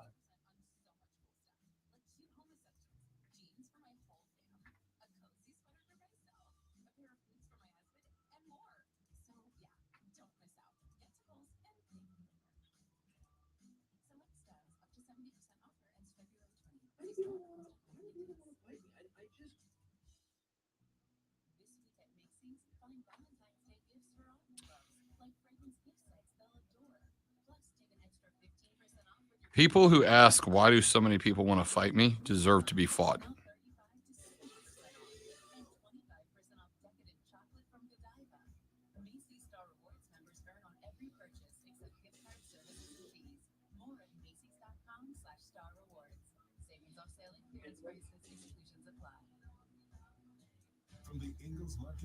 Can you also say people will say, "Why do so many people hate me? Deserve to be hated"?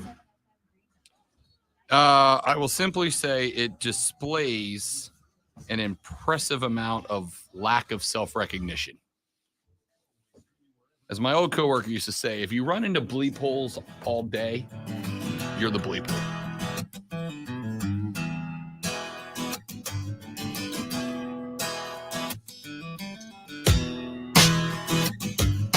That song throws me off every time. Because you think it's Beck. No, because I think there's something wrong with my headphones.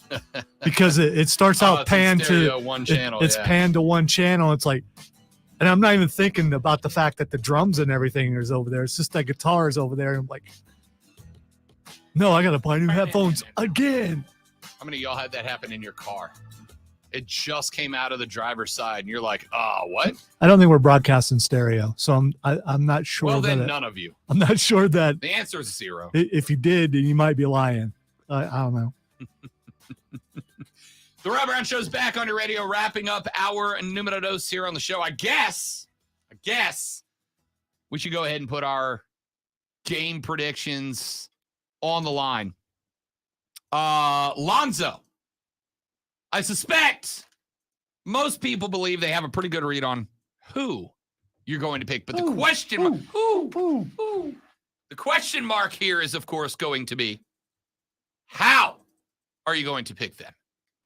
All right, I've thrown people before. I'm not doing that today. I mean, it's the final game of the season. If you get it wrong, you get it wrong. At least your team was in the Super Bowl. Chiefs by 50. No, it's not going to be that. If you look at how things have gone this season and last season, the Chiefs win barely. It's still a win, but it's barely a win.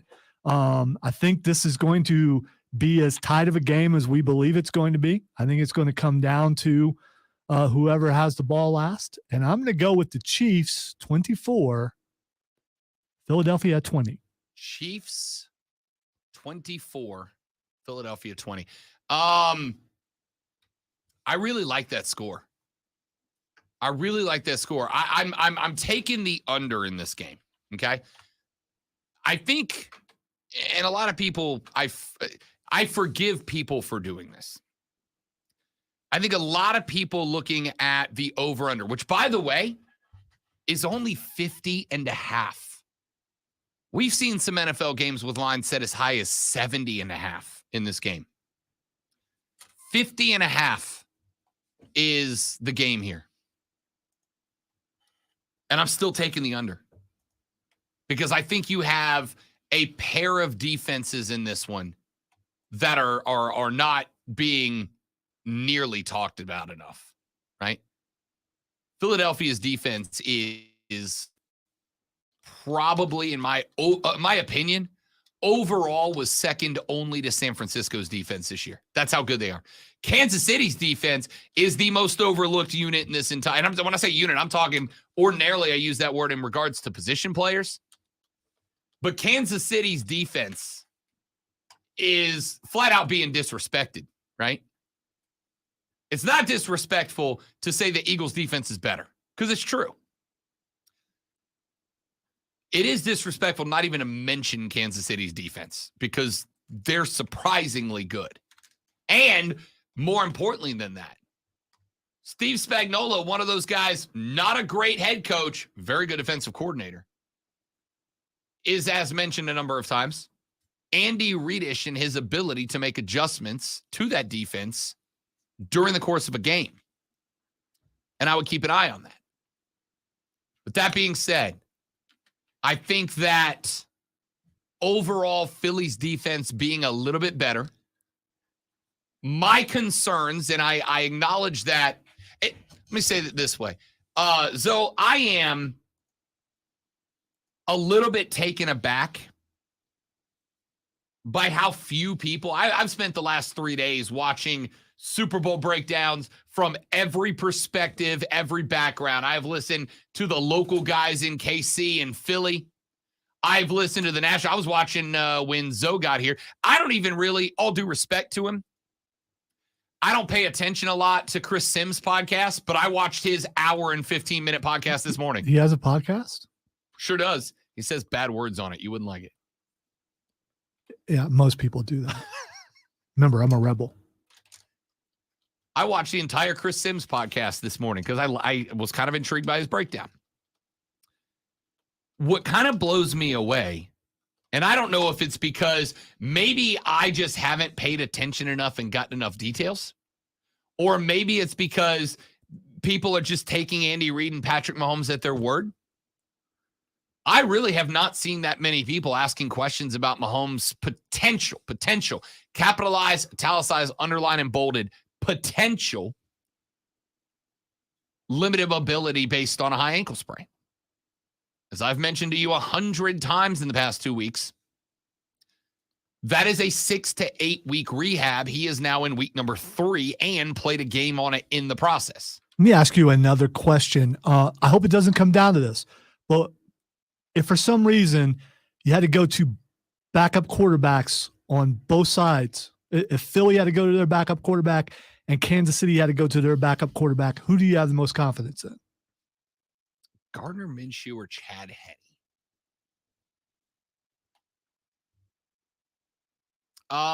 That's a great question. The answer is, and unfortunately a possibility. The answer is, I really hope we're not coming in here on Monday and talking about maybe the most evenly matched Super Bowl we have had since Patriots Seahawks, coming down to the play of Gardner Minshew versus Chad Henne. I hope neither starter gets knocked from the game. The quick reaction answer, though, is Chad Henne, right? Because Chad Henne came in the AFC Championship game, and when he was in there, played okay. Okay, he drove him 98 yards for a touchdown. Yeah, but again, I mean that's better than okay. As I mentioned, I think you do have to some degree keep in mind that game planning for Patrick Mahomes and game planning for Gardner Minshew are very polar opposite of each other. And so the defense and the Cincinnati defense would have in that moment had to look and go, hey, you remember everything we spent the last week preparing for? None of that matters anymore. All right, here's my point. My point is, as far as offensive coordinators go, I have more confidence in what Andy Reid could do to adjust if Chad Henne had to come in, as opposed to if Gardner Minshew had to come in, because we've seen what happened over a few games with Gardner Minshew for Philly. Yeah. By the way, I hope that doesn't happen. I blew it a second ago. I keep saying the Mahomes injury was during Cincinnati. It was not. It was during the Jacksonville game in the AFC divisional round. And then Mahomes played on it against Cincinnati. So that's why I said he played a game. So it's actually been, 4 weeks? Has it been 4 weeks already? Well, you got 2 weeks 2 in weeks between. Plus, so 4 weeks since that injury. So he's still very much within that window. It's not 3, it's 4. But as I did mention, he did play on that game, on that ankle against in the AFC Championship game. See, he played on that ankle when the injury happened. He came back the second Yeah. half and looked pretty good. So maybe that's why people are just ignoring it. But like I said, I mean, there was a very, very clear impact on Mahomes in that game. He did not want to go left. And when he did, he didn't look great. Part of the reason that I've said a number of times, if I am Philly, I am attacking from the left side of the defense, right side of the offense, right? If I'm bringing I would even say outright from the beginning, hey, look, every blitz is coming from Mahomes right. I want to force him left. If he's going to get outside of the pocket, he's going left to do it. Kansas City in the AFC title game stayed away from rolling him left. There's a reason for that. They're not dumb, right? Give me the Eagles. Defense is slightly better. Give me the Eagles 24-21. I think a field goal is the difference. Lonzo's got Kansas City 24-20. I got Philly 24-21. What are your picks? Are you hitting the under with us? Back after this for the third final best money hour of the Rob Brown Show next on the Fan Upstate.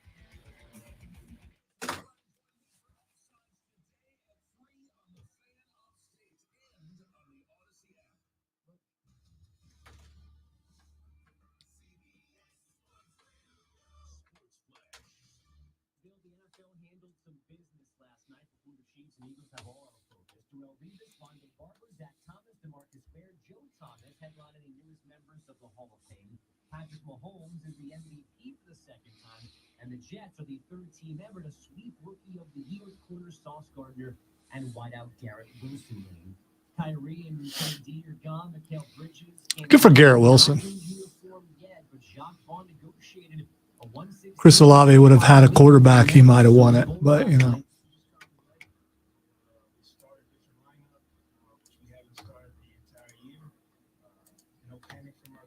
Spencer Dinwiddie returned to Brooklyn. The Kyrie Irving trade scored 26 last night. The Suns also shorthanded because of the Durant trade. They lost in Atlanta with just 9 players in uniform, 116-107. Trae Young, 36 points and 12 assists.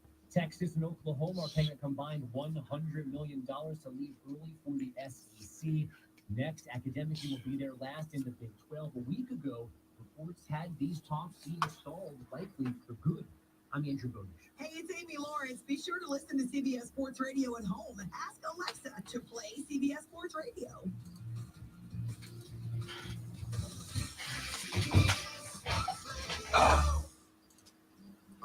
Why am I crunching when I stand up? Oh, man. That was lessons are fun.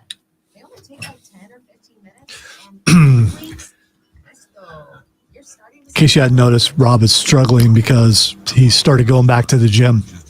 If you haven't been to the gym in a while and you go back, you have that tendency to go harder because you don't want anyone to realize you haven't been there, even though everyone does realize you haven't been there. And so you go extra hard to go, I can still do this. And then you find out like a day or two later, no, you can't. You need to ease your way in. So when you see the grimace, we see him struggling getting up and down. When Joe Namath there struggling. That's why.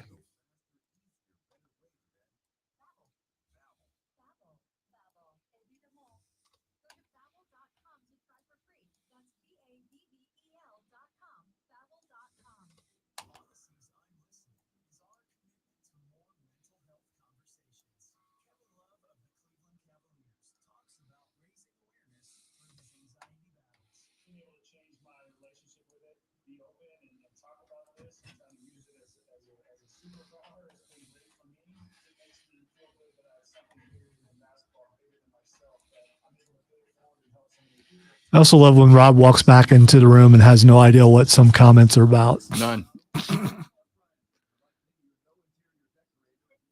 Struggling. Yeah. I struggled with the word struggling a little bit earlier and had to drop some Joe That Namath. interview was so classic. No, it wasn't. Struggling. It was not classic. It was creepy. Struggling. You're so pretty. I'd like to kiss you. Yeah, all that. No, that No, was it's creepy. Don't get me wrong. yeah. It was.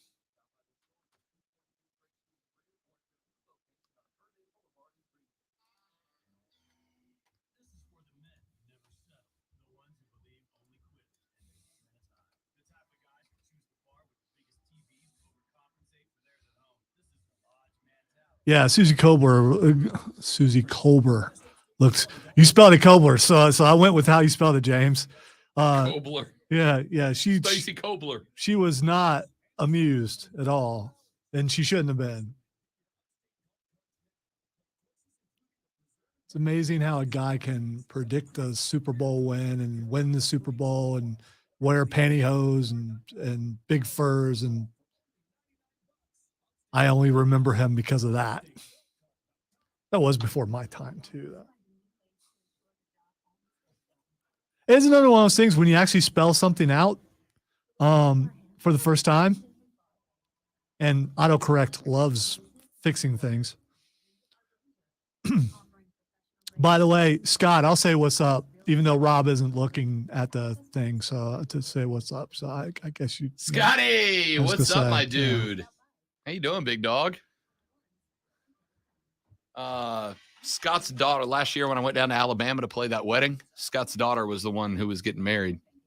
And she got married in a castle. Like, there's just a castle in the middle of Alabama. It was really cool. You know, it's not surprising there's a castle in the middle of Alabama. Hang on. Let me show you. I'm pretty sure you showed me the castle before, but I do want to see it again. Oh, not the castle. Oh. You don't care about the castle. No. You're going to show me where you guys were trying on the armor and Oh, yeah. stuff? All right, Yeah. They had a room that was just filled with medieval knights' helmets and armor, and they had bagpipes that I tried to play. Turns out I'm not a natural bagpipe player. It was great. You can play a mean trombone, though. Play a mean trombone. Honestly, Better than anyone in the building, I'm sure. Shocked I didn't get any gigs booked from playing the trombone on your show. I really thought the bar halls were going to be just. It was definitely one of the highlights. When an idea actually works, I mean, you know.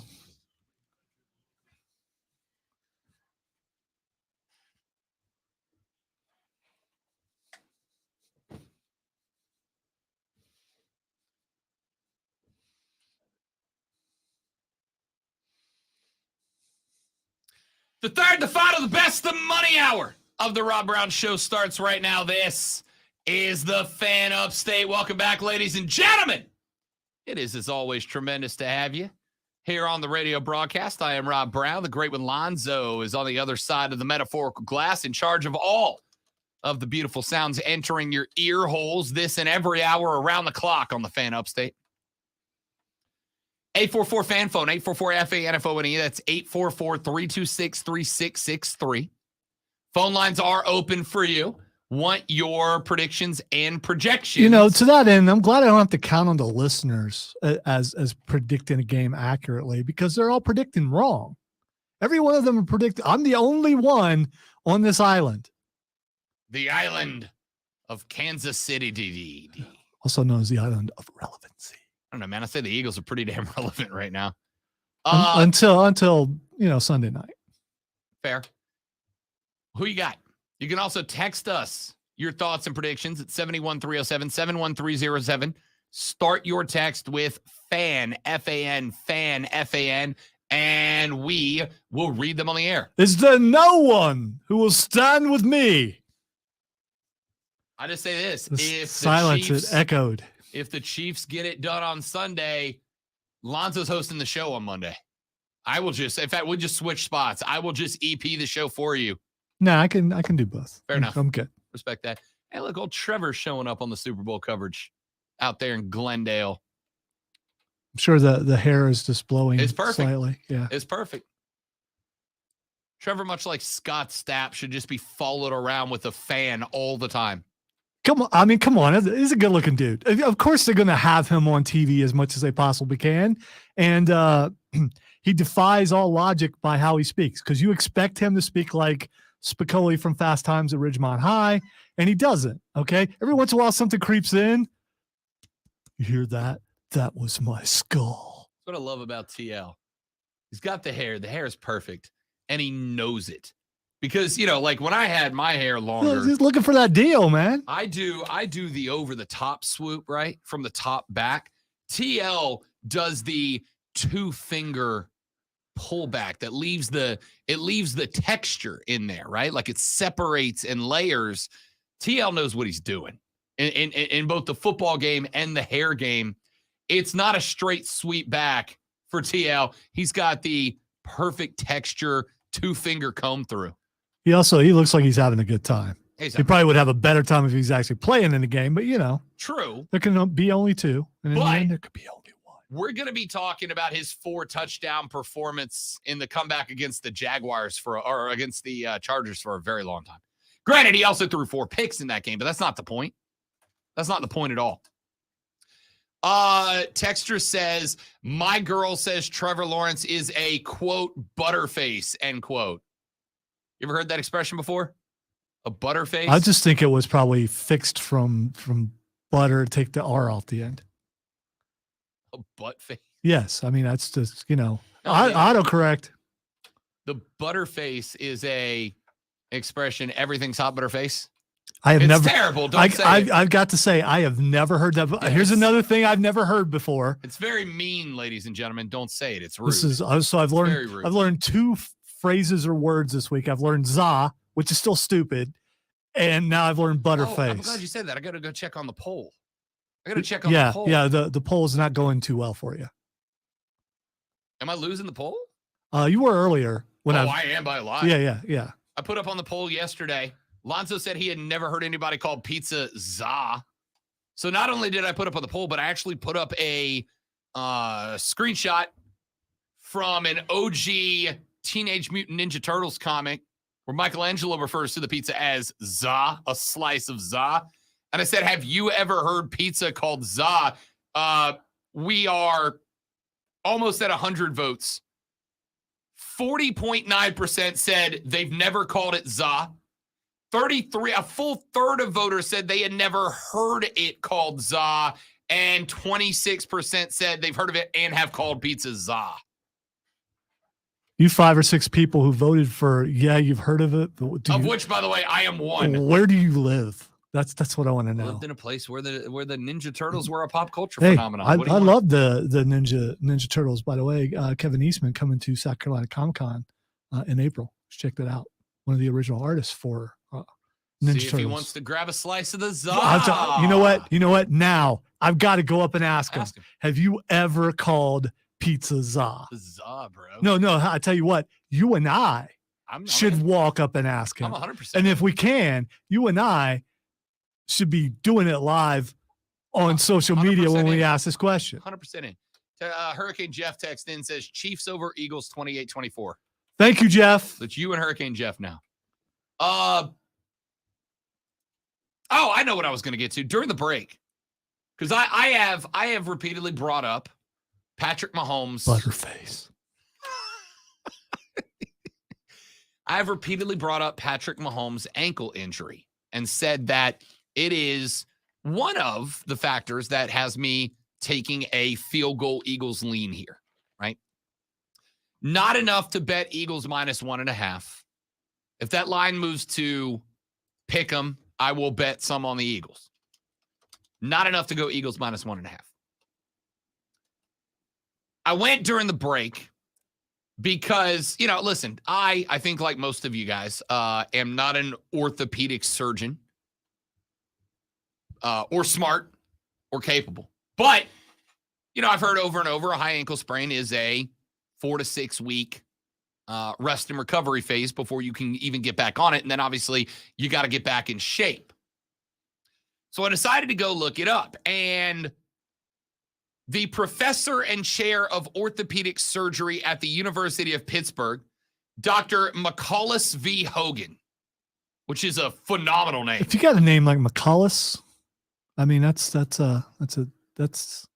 sound like a professor. McCullis V. Hogan, professor and chair of orthopedic surgery at the University of Pittsburgh. Does sound like he should be an Esquire at least, though. He's a freaking surgeon. Yeah, dude. but I know. I mean, No, guys, Esquire. He is doctor. yeah, but okay, you could be a doctor and an Esquire. Dr. McCullis V. Hogan. Esquire.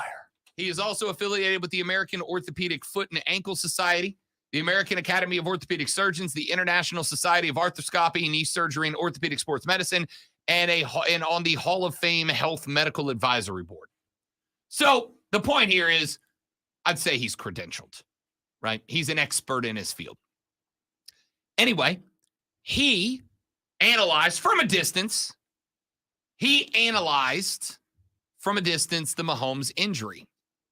He said that as a surgeon who specializes in sport ankle injuries, quote, I cringed when I saw Mahomes go down during the game against the Jaguars.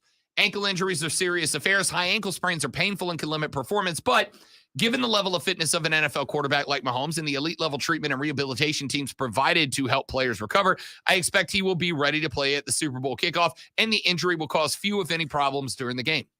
Okay, that's interesting, right?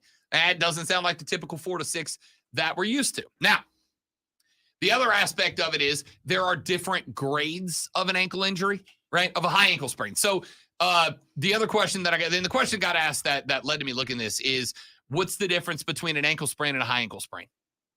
And the nuts and bolts answer from the extensive research that I did in the 4 minutes that we were away at break. I mean, if you're good at it, it could be considered extensive. I am, and it is this. An ankle sprain. So your ankle is the spot where your tibia and fibia, those are the bones inside your lower leg, connect to the foot, right?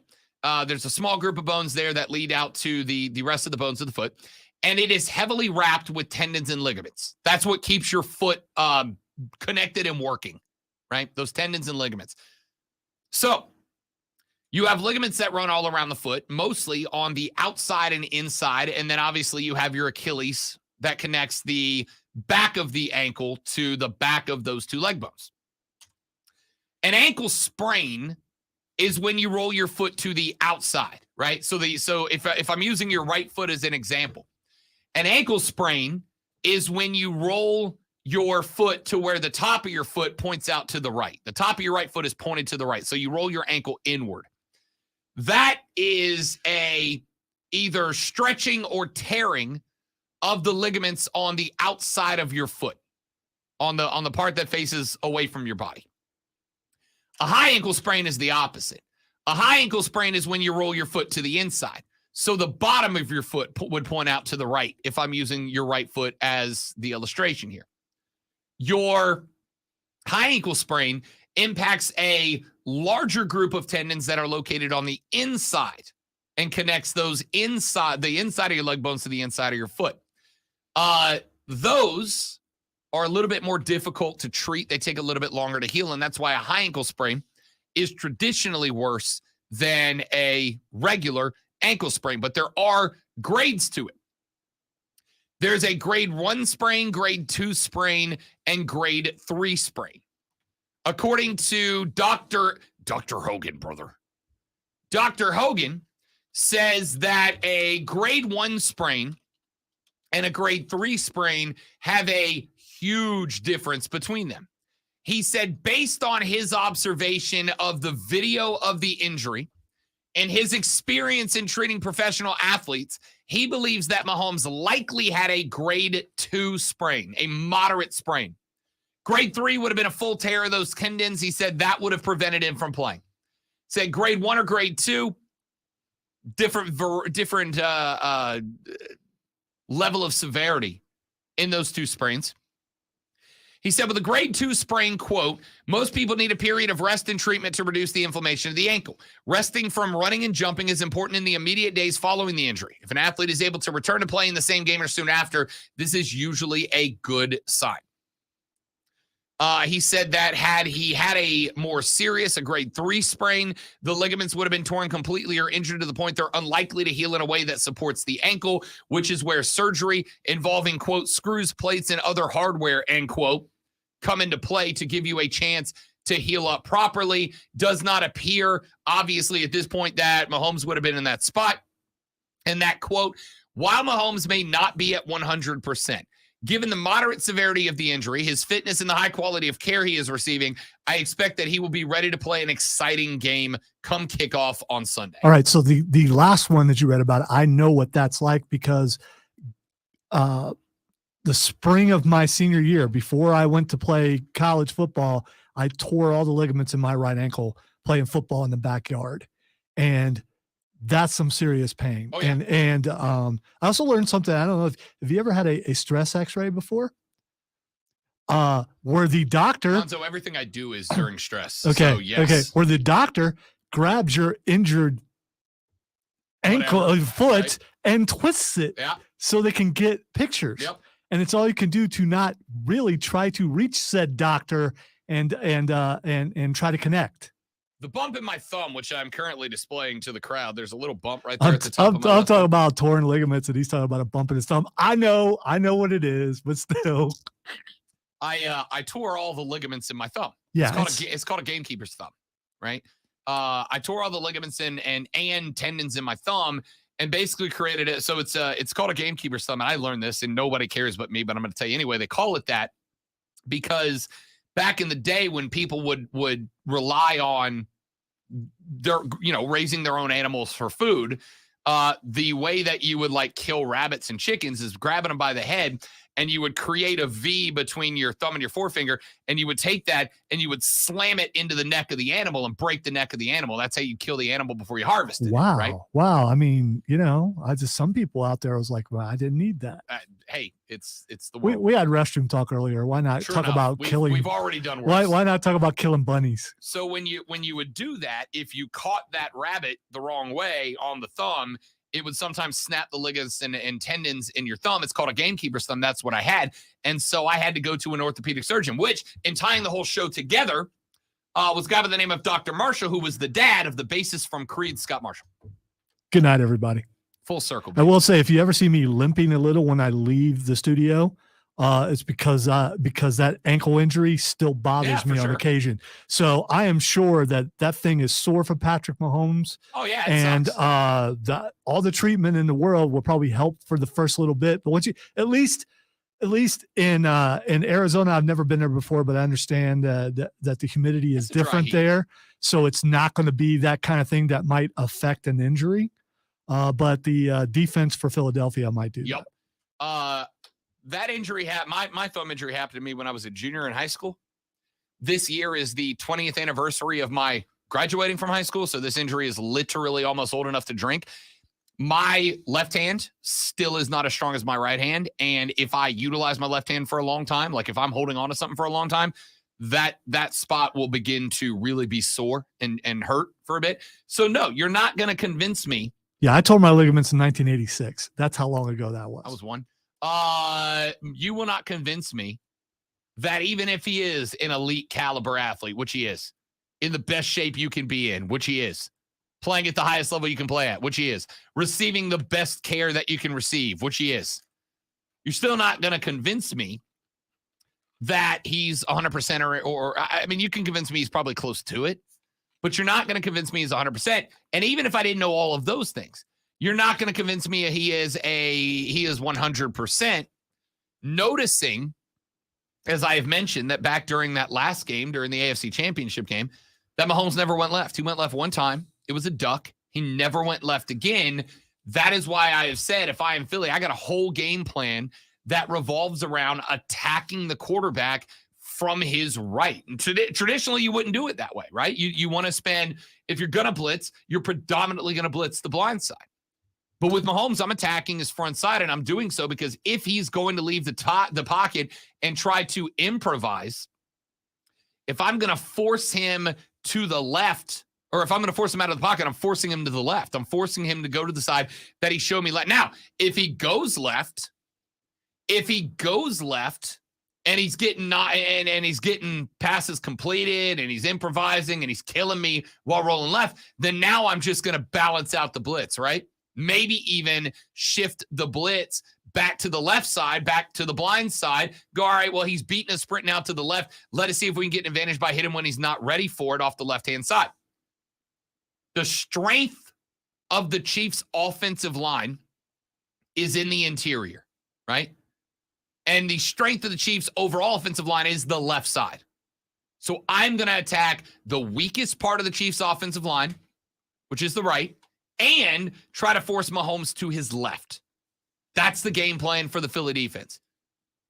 If Mahomes rolls left and starts hitting passes, Rob Brown's going to feel a hell of a lot less confident about his bet at that point, for sure. But we'll see. I just, you know what wouldn't shock me is if a week from now we find out that Mahomes has to have some sort of surgery. Because that ankle, it looked really, really bad. I would be shocked by that. Here's why. If he needs surgery, that means that likely means there's a tear in there. There's a ligament tear. And it could be a slight tear, but I mean, there's Sure. danger. And by the way, I haven't heard anything, so I'm just saying it wouldn't surprise me if seeing how bad that was. And he was out there playing on one leg. Oh, for sure. So chances are it's probably not that bad. It's still bad, but not surgery bad. But if I heard it, I would not be completely shocked, is all I'm saying. All right, when we come back, ladies and gentlemen, let's take a look at some player prop bets. Let's take at some of the individual numbers because how we feel and what those numbers look like may give us a little bit more insight into the result of this football competition on Sunday. Are there referee prop bets? That's a great question. Let me look during the break. That is a great question. You know, since the referees supposedly are No, in the Chiefs' pocket, they're in the Chiefs' pocket. Yeah, but they're also the best they've ever been. Okay, well, because they're in the Chiefs' pocket, they're the best they've ever been. Let's take a look. I'll see if I can find that. I'd be interested. Like over/under holding penalties. That'd be interesting. Let's take a break. We'll come back. We'll look at some player props, put the finishing touches on our Super Bowl wrap-up, and got something exciting for you on Super Bowl Sunday I will tell you about. That's all coming up on the Rob Brown Show in the Fan Upstate. NFL officiating prop bet Super Bowl. Got to at least be a roughing the passer. All right. Team to commit the first accepted penalty. Both teams minus 115. First enforced penalty. You can pick holding, false start, offside encroachment, pass interference, delay of game, personal foul, and sportsmanlike conduct. No penalty ever gets accepted is plus 8,000. All right, I'm going to go look at these. We'll be right back. Don't go anywhere.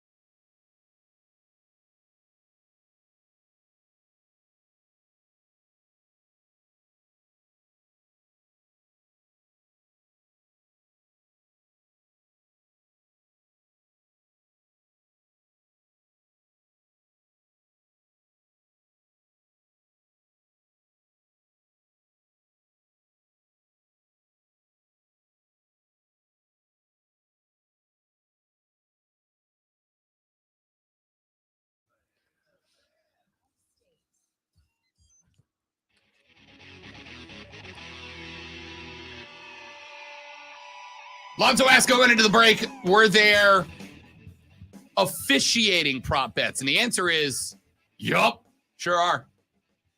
Found these courtesy of VegasOdds.com. Team to commit the first accepted penalty. Both teams are at minus 115. First enforced penalty. This is interesting because they're all plus money.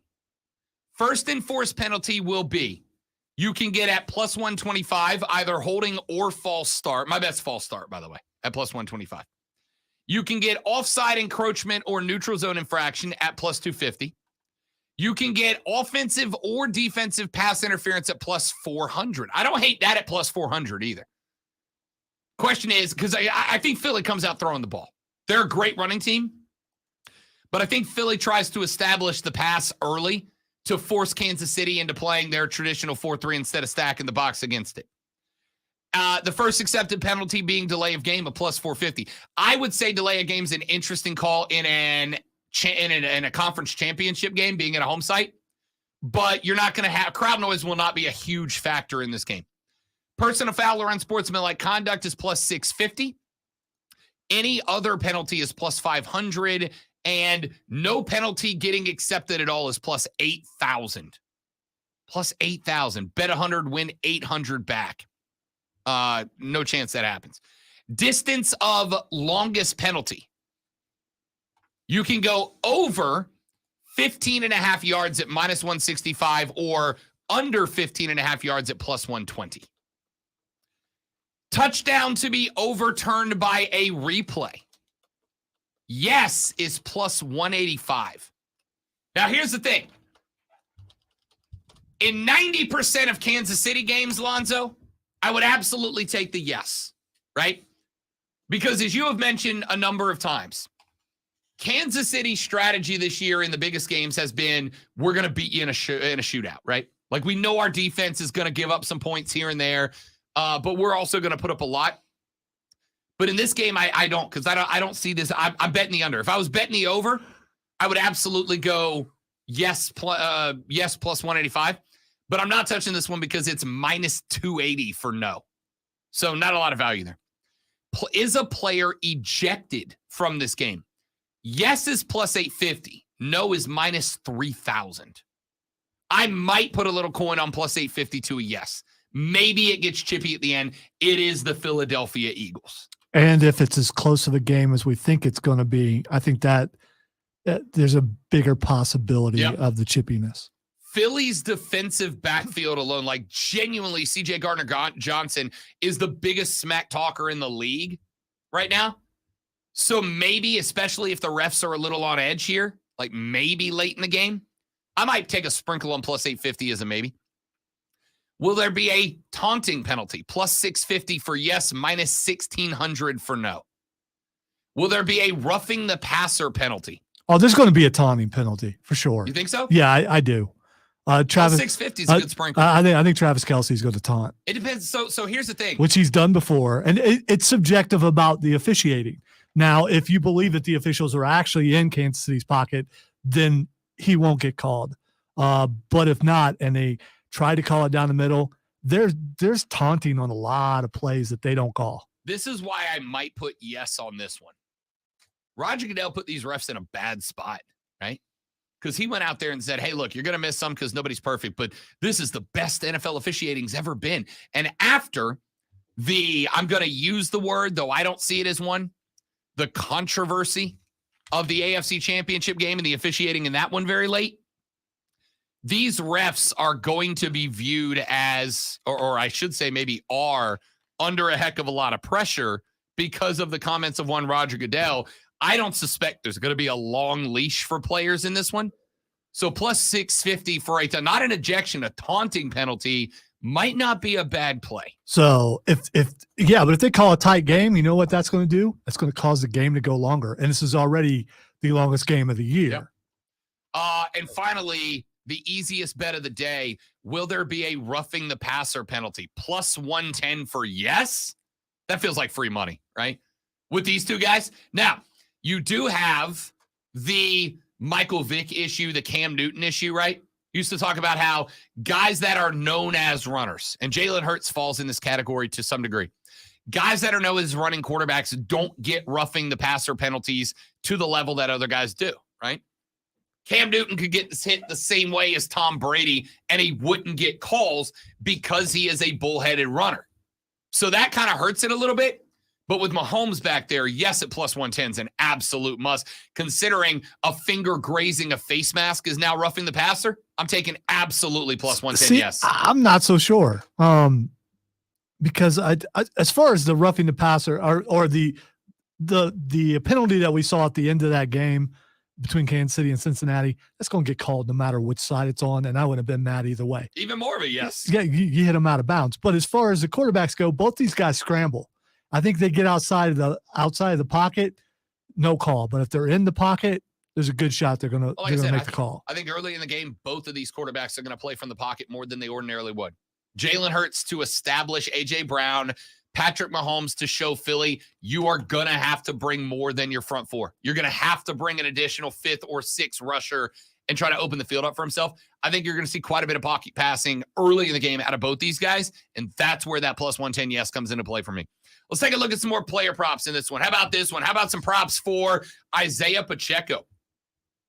Lonzo, first rushing attempt, over under 3.5 yards. Over is plus 110. I think I'm taking the yes on that, right?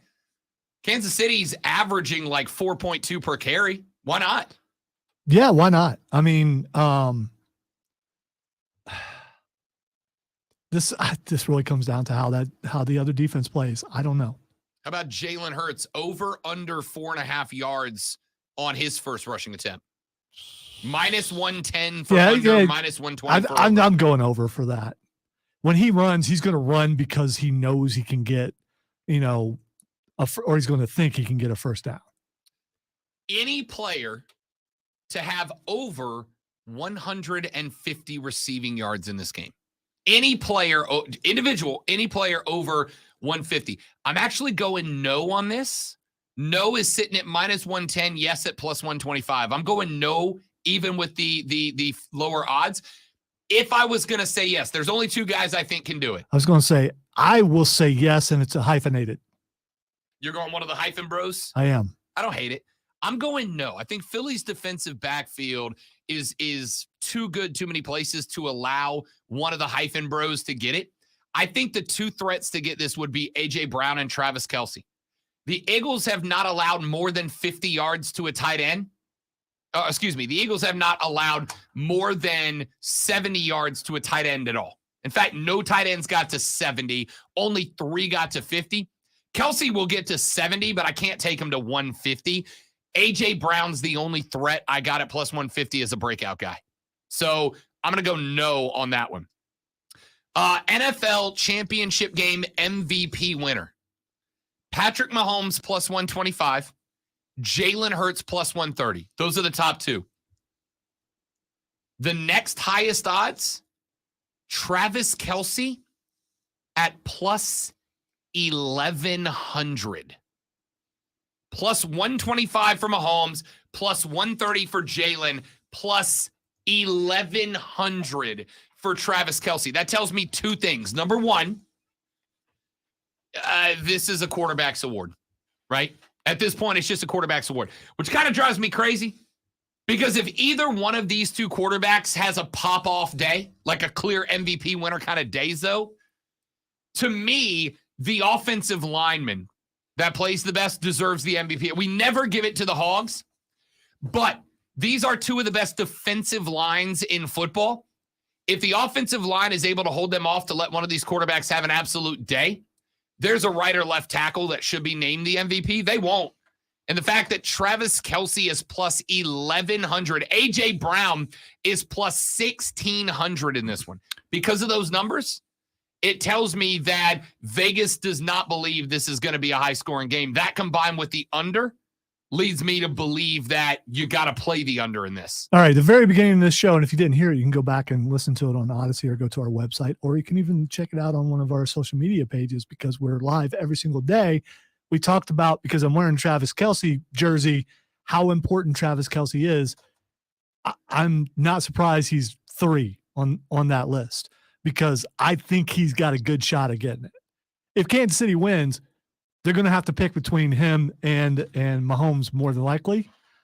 If Kelsey has the kind of game that he could possibly have, he might be able to sneak in there. So is it worth putting a little money on that just in case? There are 3 guys I'm going to put a coin on here.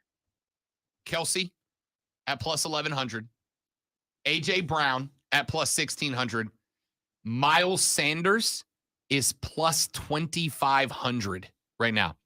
I don't think Miles Sanders wins it, but just because if Miles Sanders has another $115 2-touchdown day, he could win it. And at plus 2,500, there's value there. Devontae Smith is also at plus 25. But I just think A.J. Brown, if there's an Eagles wide receiver that's going to absolutely have a day, it's got to be A.J. There's a lot of Chiefs opportunity to bang around on Devontae, physical cornerbacks to the outside. And Devontae, the Slim Reaper, is a little easier to manipulate his routes. A.J. at plus or at 230 pounds is a beast. You're not really going to reroute A.J. Brown that often, which means he is going to be where Jalen Hurts expects him to be more often than not. I'm going to go Kelsey at plus 1,100, AJ plus 16, and Miles Sanders plus 25 as my 3 bets here. If you really want to get wild. And who doesn't want to do that? I'll give you another name that I think could be a threat. In fact, I'm just realizing a guy whose name we have not mentioned this week. At plus 10,000, Kadarius Toney. Is he playing? I wasn't sure he was playing because okay. All right. Plus 10,000. Well, you know what? You run 1,000 to 1. If you run back a couple kicks for touchdowns and you end up winning the game because of that. Right there. And he's flashing that big Kadarius Toney smile. Hey, I'm okay with him being honestly, on stage with that. Don't be shocked if the Chiefs don't line up power run with Pacheco or Clyde, especially with Edwards-Helaire coming back because Philly hasn't been able to game plan for him because you just haven't seen him in a few weeks. Don't be shocked if you don't see Kansas City line up and power run with Edwards-Helaire in the backfield and then find a way to sneak it out to Kadarius Toney and see if they can get one of those quick pops to the outside and break one. If he does that once or twice and it's successful, again, I don't think he's going to win it, but 10,000 plus 10,000 odds, that's worth it just as a value bet. Yeah, if Toney gets behind you, he's gone. Yeah. So, yeah. Speaking of the Dash Bros, Juju Smith-Schuster and Marquez Valdes-Scantling are both plus 9,000 to win the MVP. Either one of those guys have a pop-off day. See, I think the problem there is I can't trust them not to eat up each other's yards. And if you want to win it as a wide receiver, you have got to have – because if you have MVP numbers as a wide receiver, your quarterback went for 300 plus. You have got to be the majority of those 300. They got to look at it and go, it's yards after catch. You're getting a 5-yard pass and you're taking it the whole way. Yep. That's the only way because they're going to give it to the quarterback. And I don't trust Smith-Schuster and Valdes-Scantling not to have too good of equal numbers where people don't give the credit to Patrick Mahomes for what he did. Let's scroll down just because I want to see who has the longest odds. Rick Lovato is plus 250,000. Who the heck is Rick Lovato? Yeah, that's fair. That's fair. Which team is he on? I'm guessing he's on Philly. He is the Philadelphia long snapper. Oh, what? Plus 250. I put it this way as why do they even put something like that on there? Because just because they know someone will take that bet. The professional bettors out there going, yeah, why not? I got an extra a little bit. Let's just throw it on there. If, as Kevin Malone from The Office once said, if anybody ever offers you 100,000 to 1 odds, take it. You put $1 down and a long snapper ever wins the Super Bowl MVP award, you're a very rich man. Can you put $1 down? Mm-hmm. I thought there was a minimum. There are some books that have a minimum, but a lot of books you can wager $1 or more. Yeah. For the record, I talk about my bets and all that. The majority of my bets are between $1 to $10. I was going to say that'd be worth $5 for me. I am a minnow in a man's world. All right. Will the MVP winner come from the losing team? You can get yes at plus 3,300. How many times? Do you remember the last time that happened? I only seem to remember. I think it happened once, and I don't remember who it was. Chuck Howley Did it in 19 something. Was this before the forward pass? 1971. Okay. It was the only time it's ever happened was 1971. Yeah, it was 3. Yeah. MVP winner, quarterback or the field? Quarterback is minus 600. Any other position is plus 400. I'd take a flyer on that. Yeah, but how often does a non-quarterback win? Not Unless very. there's a really defensive standout, maybe. I can't even remember the last time a defensive player won it. Let's see. Let's just go in recent memory. Cooper Kupp, Tom Brady. So you had an MVP, not a quarterback last year. Quarterback. 2019, it was Julian Edelman from the wide receiver spot. Quarterback in Foles and Brady before that. In Super Bowl 50, so 2016, Von Miller won it from linebacker. Look at you, James. James on the stream That is right. called that before you got James to nailed it. it. Yeah. Super Bowl 50, Von Miller won it for the Broncos at linebacker. Tom Brady won it the year before that. The year before that, Malcolm Smith, linebacker for the Seahawks, won it. Then you had Joe Flacco, Eli Manning, Aaron Rodgers, Drew Brees, Centennial Holmes for the Steelers at wide receiver, Manning, Eli, then Peyton, Hines Ward and Deion Branch won it back-to-back at wide receiver in 2005 and 6. Brady before that. Dexter Jackson won it as a safety when the Buccaneers won theirs under John Gruden. Forgot about that. Brady. Ray Lewis in 2001, then Warner Elway Davis as a running back, and Desmond Howard won it as a returner back in 1997. So kick returner, man. I'm telling you, that's what I'm saying. It's not a bad flyer to take the kick returner.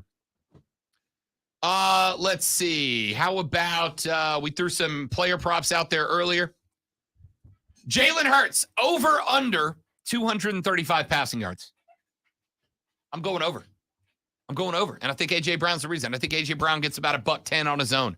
So he needs 120 from everybody else. I think I can do that. Play the over. The over, and that's minus 120.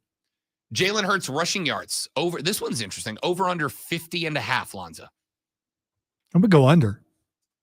Because I think for Kansas City to win, they've got to stop the run, and that would include also stopping Jalen Hurts from running. Jalen's got a handful of 30-yard runs this year. He just needs one of those and then a normal game. I don't know. I'm not touching it. Over under 1.5 passing touchdowns for Jalen Hurts. I'm going to take the under in that. I think Philly runs their touchdowns in. Over under passing attempts, 32.5. Hammer the under. Hammer the under on 32.5. Rushing attempts, over under 10.5. I'm going to go over on that. Mahomes passing yards, Lonzo. It opened at plus 285, even money. It is now at 295.5. You going over or under Patrick Mahomes, 295 passing yards? I think he's got to go over to win. I do too. I think he's got to get to 300 to win. The over is minus 110. Rushing yards, over under 20.5 rushing yards for Mahomes. I'm taking the under just because of the wheel. I'm taking the under. Yeah, you got to go under. They're not going to intentionally run Mahomes in this one. He'll get a few scrambles here and there, but I'm not going 20.5. Passing touchdowns, over under 2.5. I like this bet, Lonzo. Over 2.5 touchdowns through the air for Mahomes is at plus 165. I'll take the over there. Kelsey can get me one, and then I just need 2 somewhere else. I might take the over on that. Miles Sanders, over under rushing yards, 60.5. I actually already played this one. I played his rushing and receiving yards combined is at 70.5. I took the over. Just one catch and then a regular game he can get there. I'm absolutely doing that. Isaiah Pacheco, Lonzo, over under total yards rushing and receiving is set at 65.5 for Pacheco. That sounds about right. Yeah, it does. But I'm going to take the over. I think I'm going to play the over with you. I do. I think I'm going to play the over with you. A.J. Brown. Here's free money. Over under 70.5 receiving yards in this one. The over is at minus 115. So is the under. You're getting the same result either way. Over or under for A.J. Brown. If you're one of those people who believes Philadelphia is going to win, he has to have over. Hammer the over.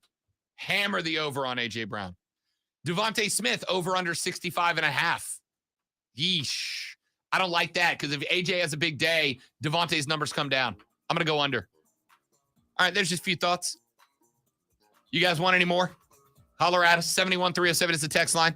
Send us your Super Bowl predictions before the show ends, and we will wrap up the week of broadcasting and send you off to the Super Bowl when we come back on the Rob Brown Show and the Fan Upstate.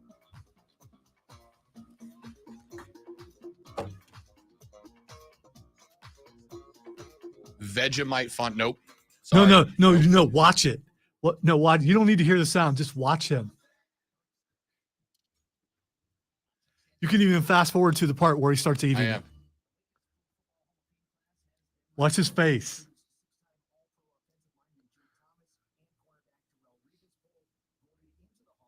That is, yep.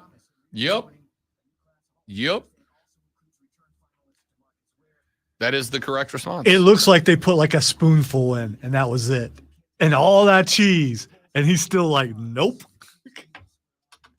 How often have I see those all the time? I think that's the first one I've seen him go, no way. I'm guessing there's probably a few choice words in there too. So I mean, it is him. So.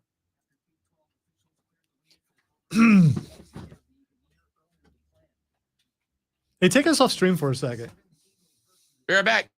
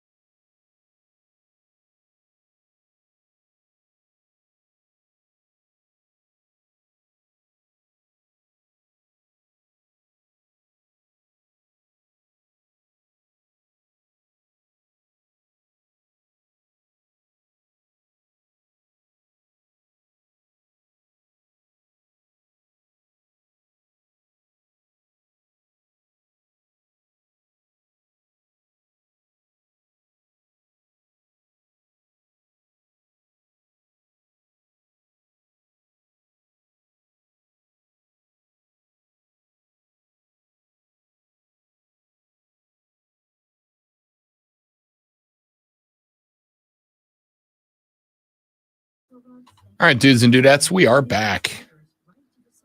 Any Boo Box bets for the Super Bowl? Mad World is only 6 months away. Nope.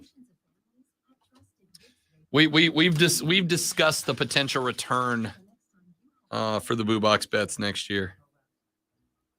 We'll have to attack it a different way because it got a little stale there at the end. Well, I propose that we find a way to get Rob to Mad World anyway.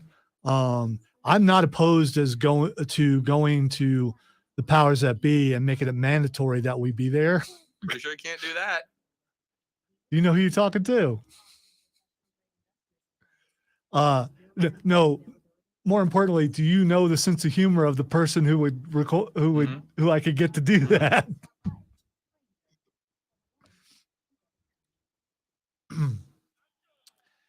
if we make it somehow a paid event,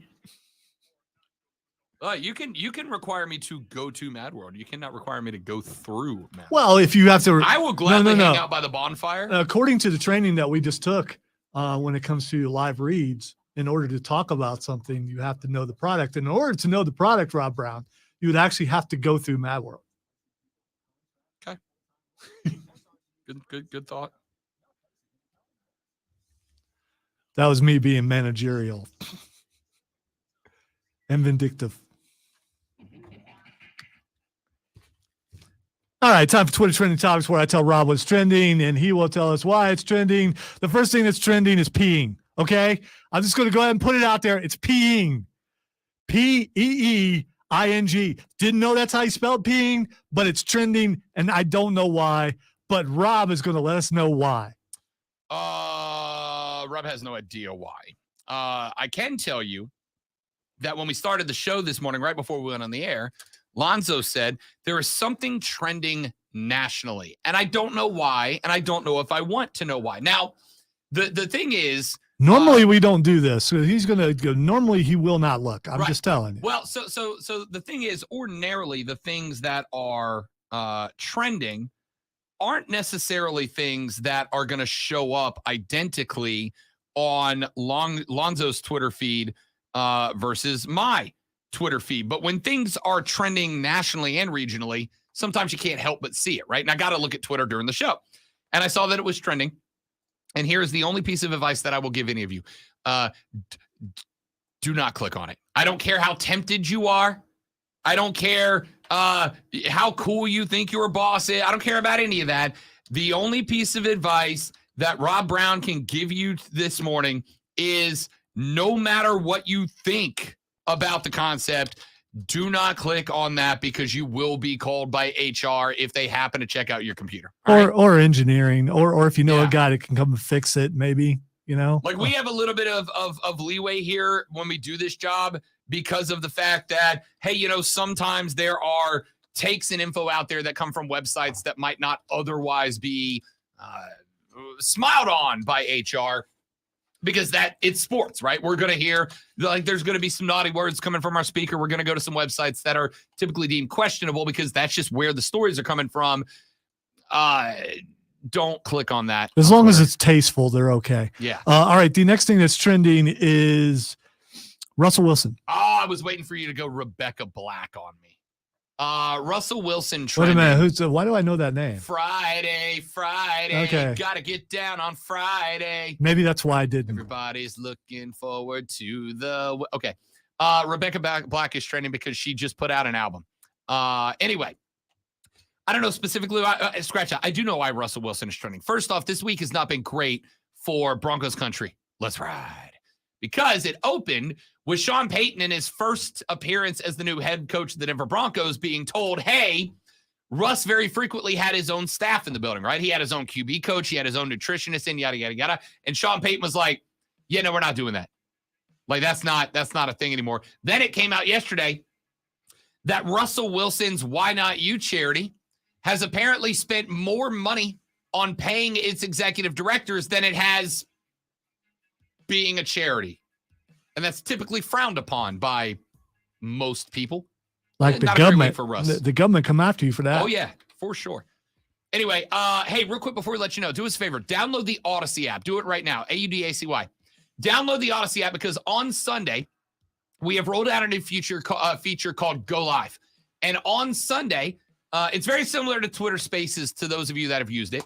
On Sunday, before, after, and maybe even during the Super Bowl, I'm going to try out this new feature. And what it is effectively a Twitter Spaces where I can go on, go live, talk, interact with you guys. You can ask questions. You can jump on with me and kind of be my co-host for a few minutes at a time.